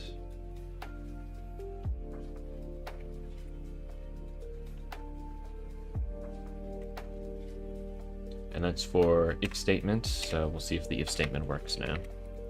Still. There's no error.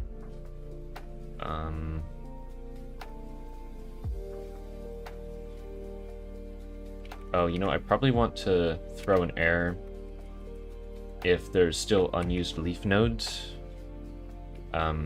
Because an unused leaf node is essentially like an expression that's just sitting on its own. Like, for example, if I wanted to add a new unused leaf node, it would be something like I plus 1. This is something that doesn't do anything, because its return value is never used. So I probably want to have a warning actually for that.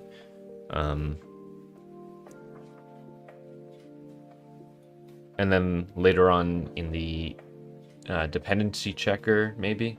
I'll have it also check for like function return values being used or not, because the functions also have, they could be typeless return, basically a void return, so they return nothing.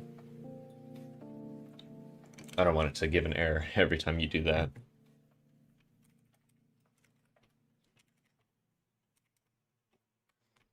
Anyway, if statement.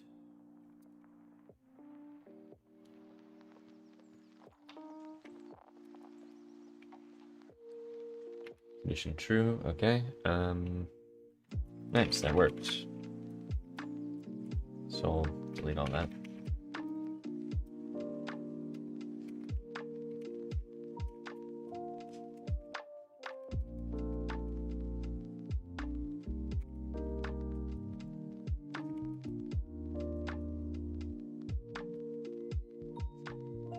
Oh, and then in the paren expression, I have to update it so that it's like this. So it checks to make sure it's not the end of the file or anything like that, and throws an error if it is, so that all the expressions are matched.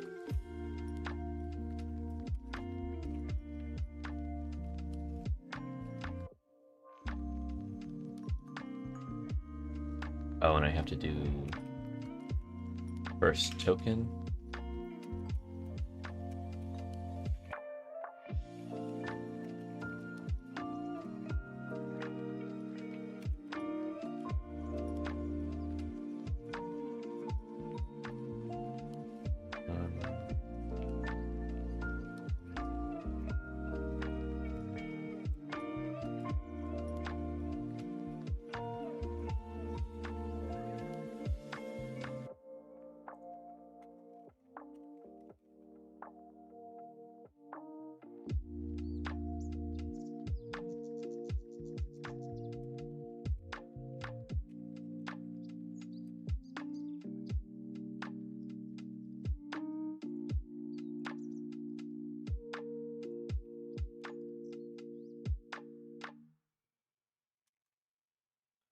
Run level, end of line, or semicolon. I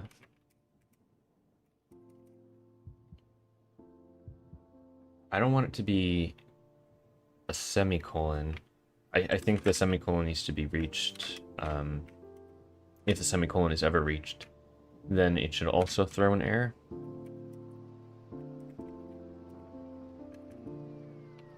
And obviously end of line is already handled.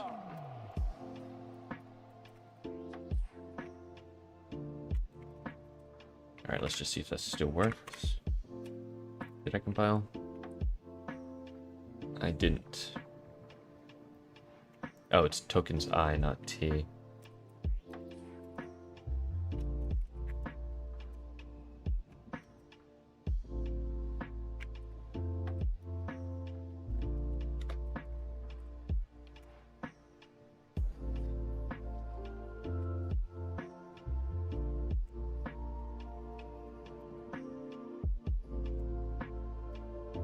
Okay, I mean, it seems to still work. And let's check an if statement.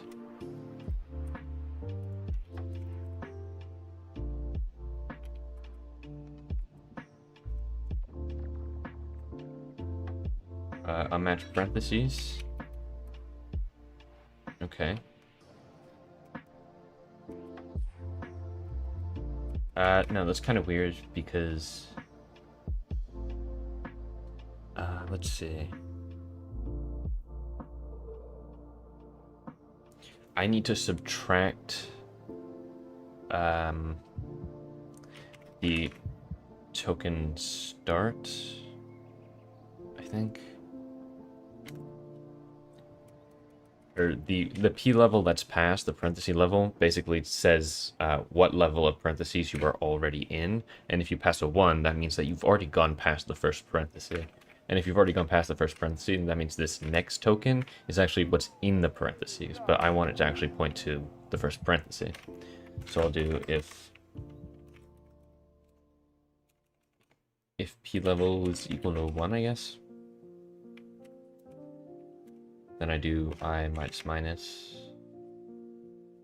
beforehand.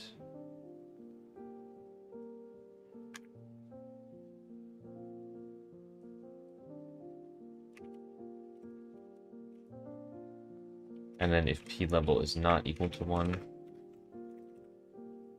then I minus minus again. I believe so.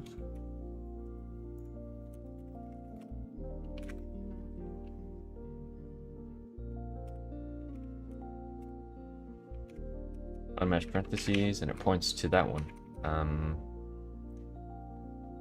Okay, it seems to work, but I don't know if it works for actually gathering the correct expression within the parentheses. Let's just check that as well. If statement, condition true. Okay, seems to work. Nice. Alright,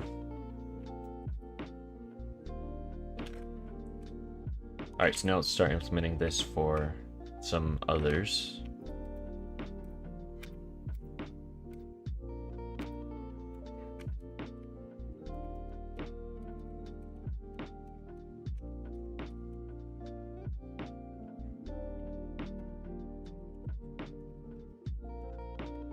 I should just copy this from up here.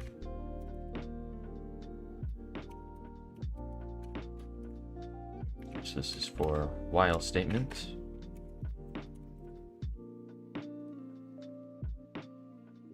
And I think those are all the right values. Oh, I didn't compile again.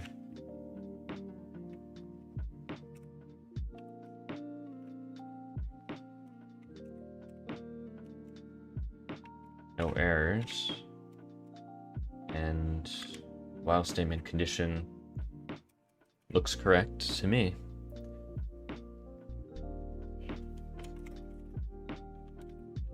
Alright, just keep going.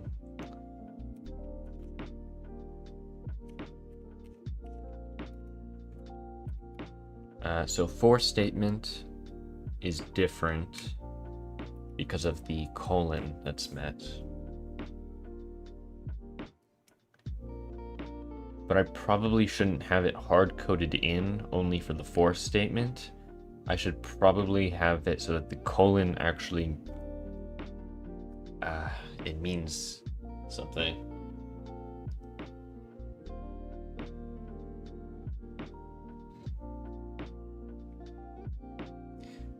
Maybe I can have it mean that the expression, no, the identifier on the left is an iterator of the range or array, whatever, on the right. I'll have to add that functionality in later, though. So I'll just skip over for statement for now.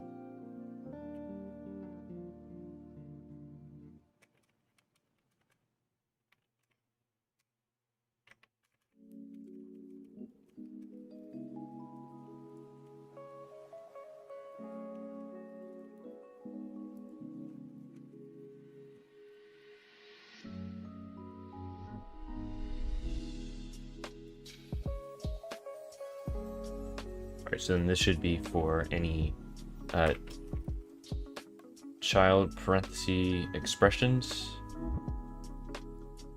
Oh wait, that won't work. Because in this case specifically,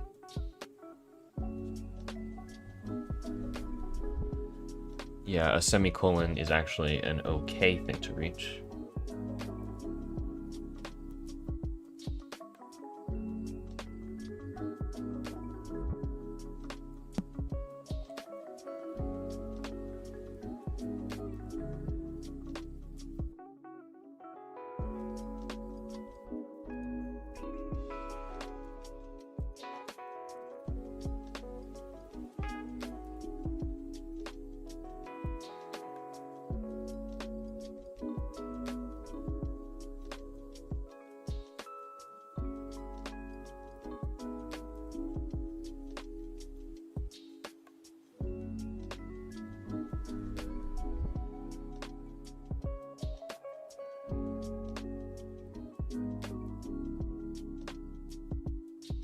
Maybe I should have it instead a separate function for gathering to the end of the line or until a semicolon is reached,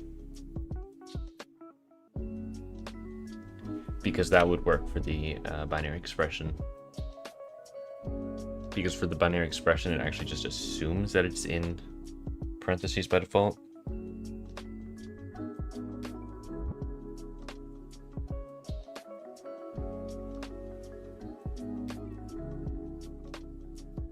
Then again, if it doesn't assume it's in parentheses, if it is in parentheses, there's no way for it to check before the first symbol.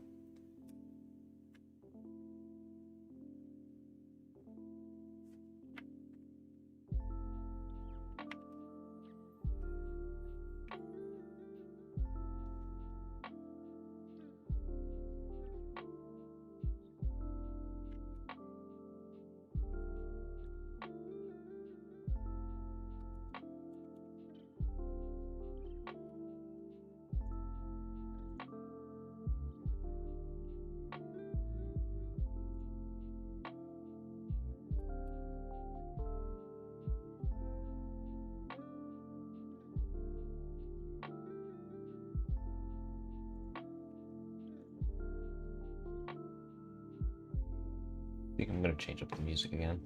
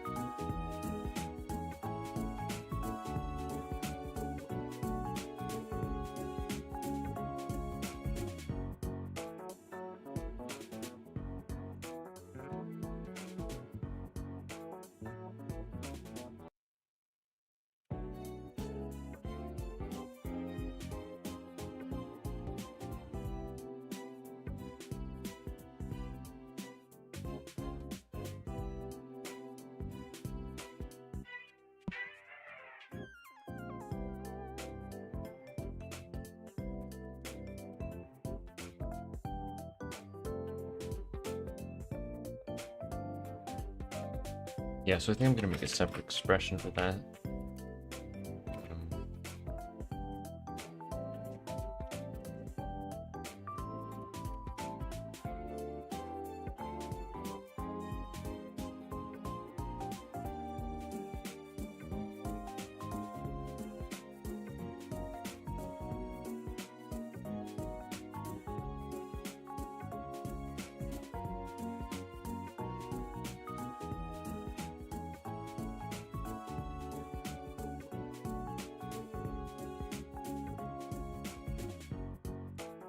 Oh wow, caps lock really messes up with my keybinds. I didn't even know that.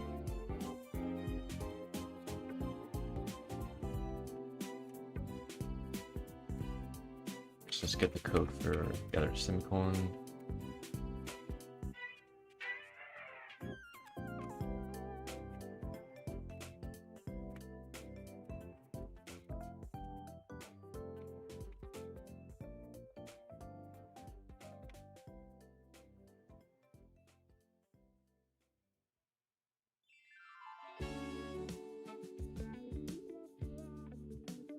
Oh, and then something I probably need to do is handle square brackets. Because currently there's no checks to make sure that the square brackets aren't sort of like messing with the scope. Because obviously something like array that would still be valid code even though it's not really.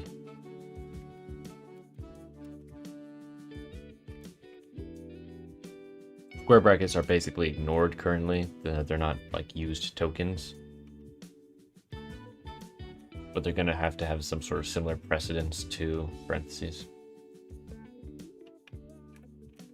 Oh, why am I printing these? It's weird.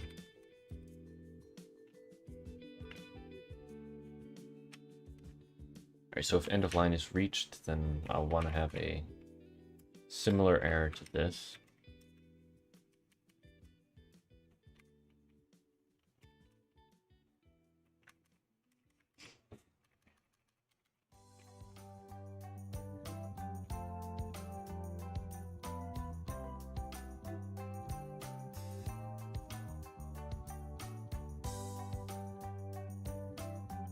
And then that's going to be a similar error up here.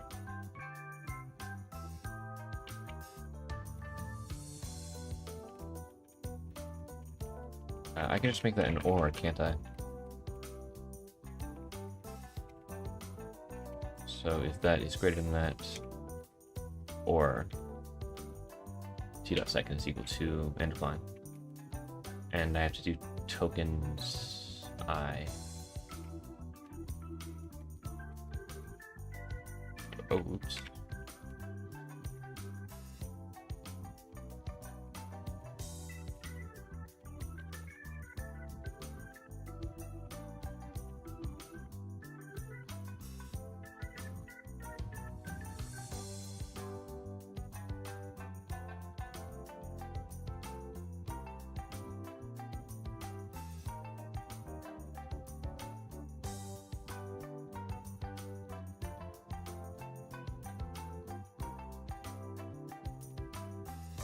So I'll leave that alone for now.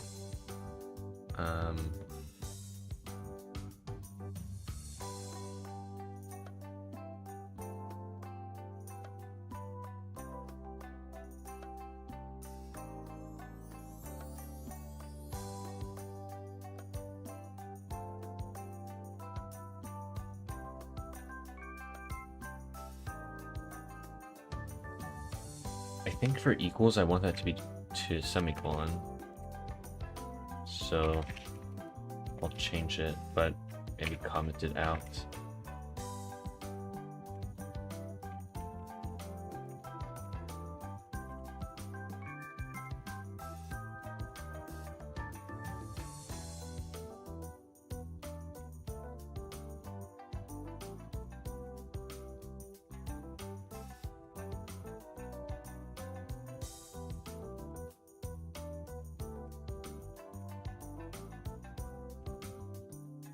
And that was print level 1.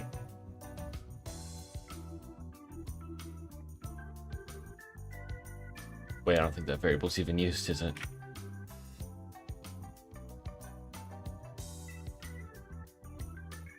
I also have to define first token.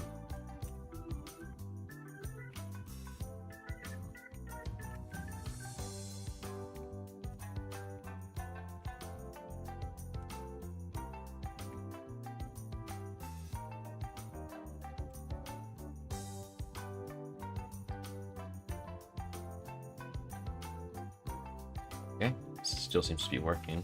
Well, actually, I should look at the actual. Did I compile? Yeah. The equals. Expression statement equals identifier node, the expression term. That looks good to me.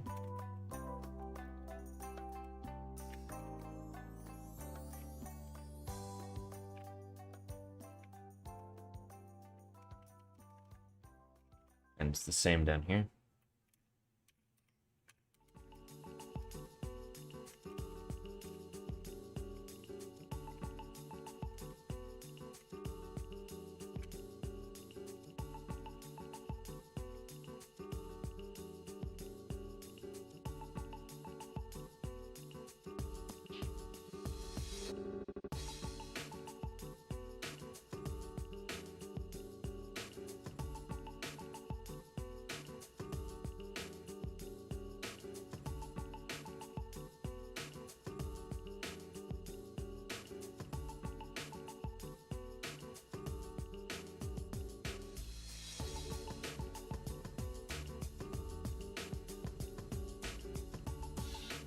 those are sort of unique in their compiler time definitions.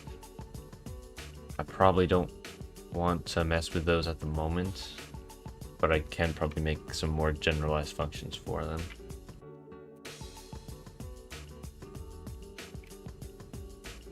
Same with this one. It creates nodes based on comma separated values, so probably wouldn't work.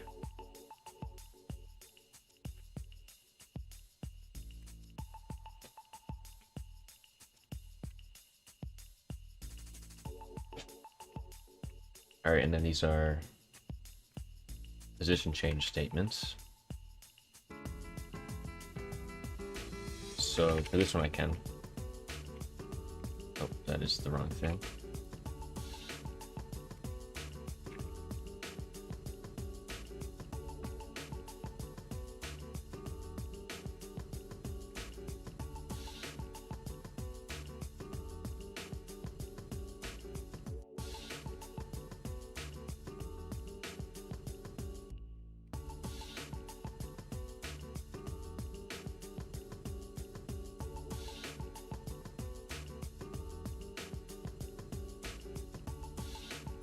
And then I just realized I forgot to actually set the comments, or the error output. Yeah, I have it as parentheses still.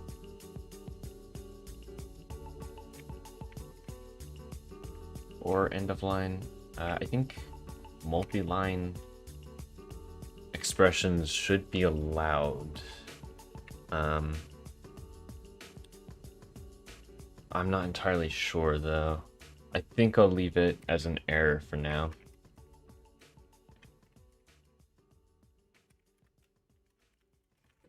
Alright, missing semicolon.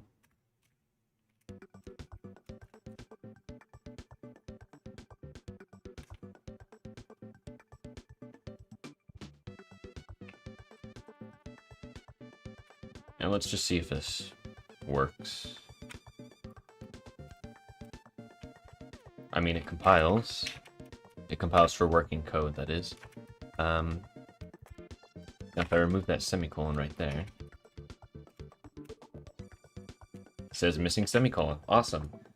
So we have some very basic syntax error handling. That's nice. There's probably going to be something I'll find that is messed up and I'll have to work on it, but yeah. One thing that's not really handled is redundant like parentheses and braces.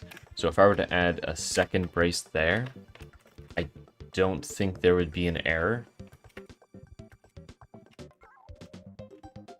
Yeah, there's no error for that. But that is wrong. I mean, like, redundant semicolons, I kind of like. I try not to use them. But I really like if you can just do that and it doesn't change the meaning of your file at all.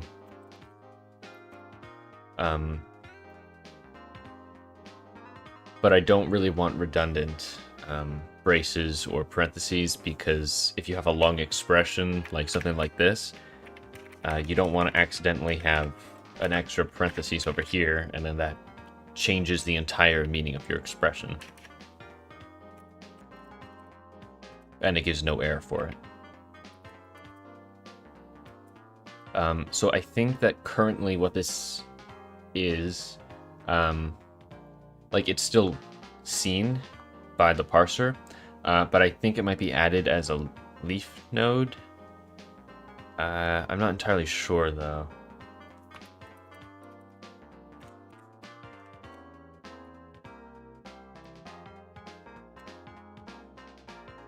So that's all the way up here at test macro.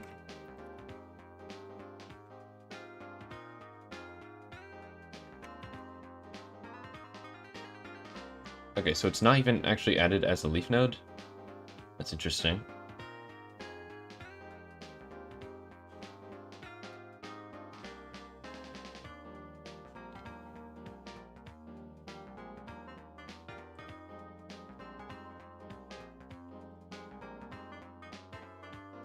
I'm not sure the easiest way to do this.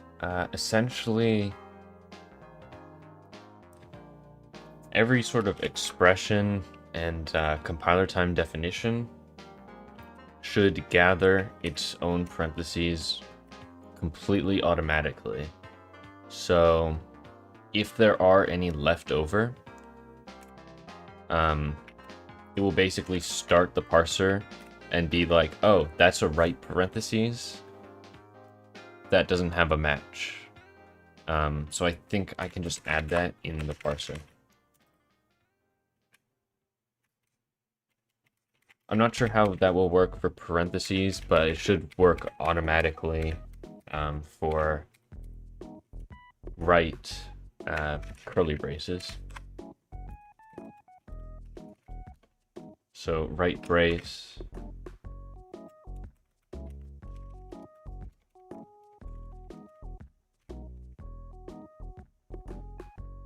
Well, actually, it's going to just be an error, no matter what.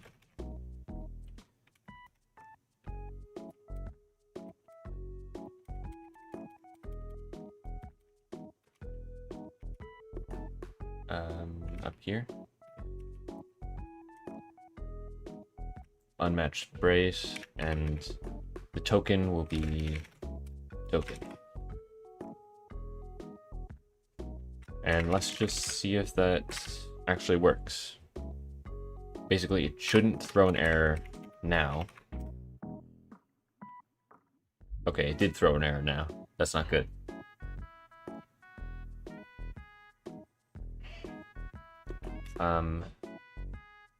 Okay, so basically, I think what's happening is...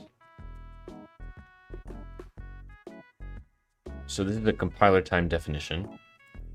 It's evaluating the expression within the curly braces, but then it needs to add one to I at the end. So I'll do that. Colon, colon.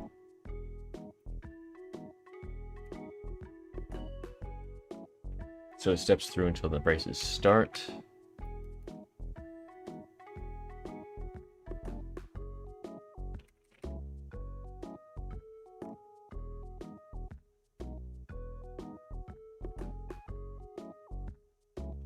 So I have I minus there.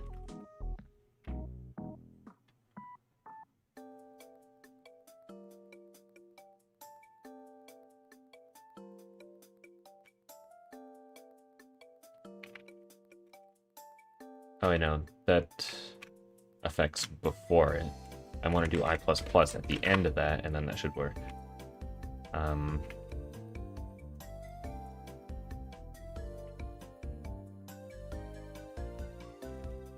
After the gather body. So I++. Maybe for all gather body scope, or gather scope bodies, I need to do that then. But it should be working at least for compiler time definitions now. No. Okay, that's kind of weird. What? Did I compile it? I did. Unmatched brace. Really?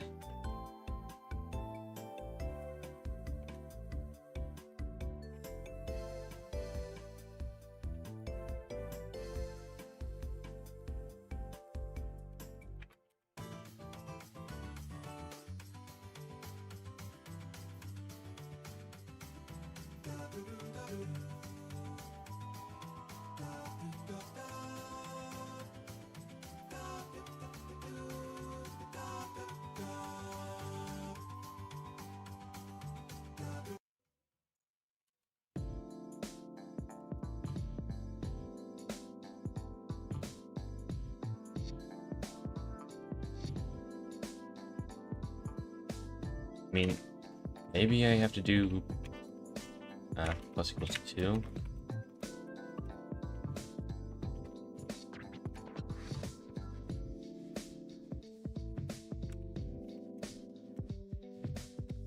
No.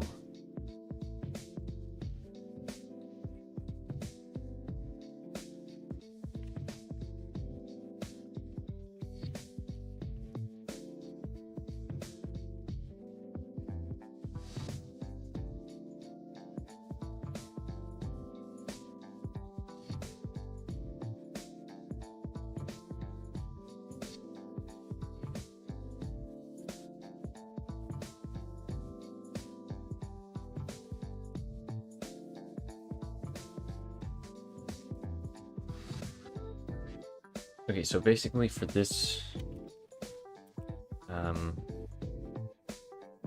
it's a scope body.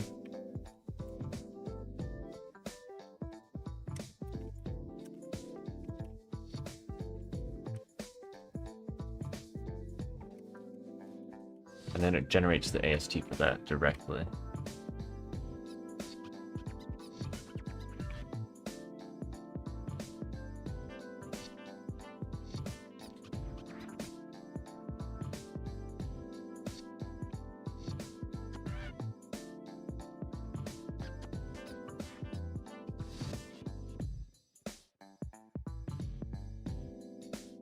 So is the problem that it is including it?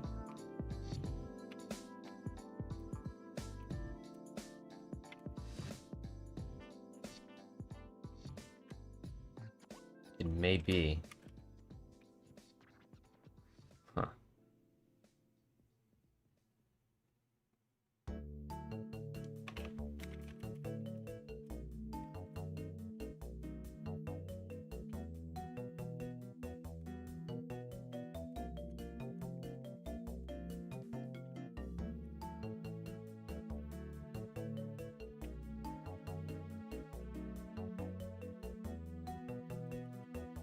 Unmatched brace. Struct. No, it's not.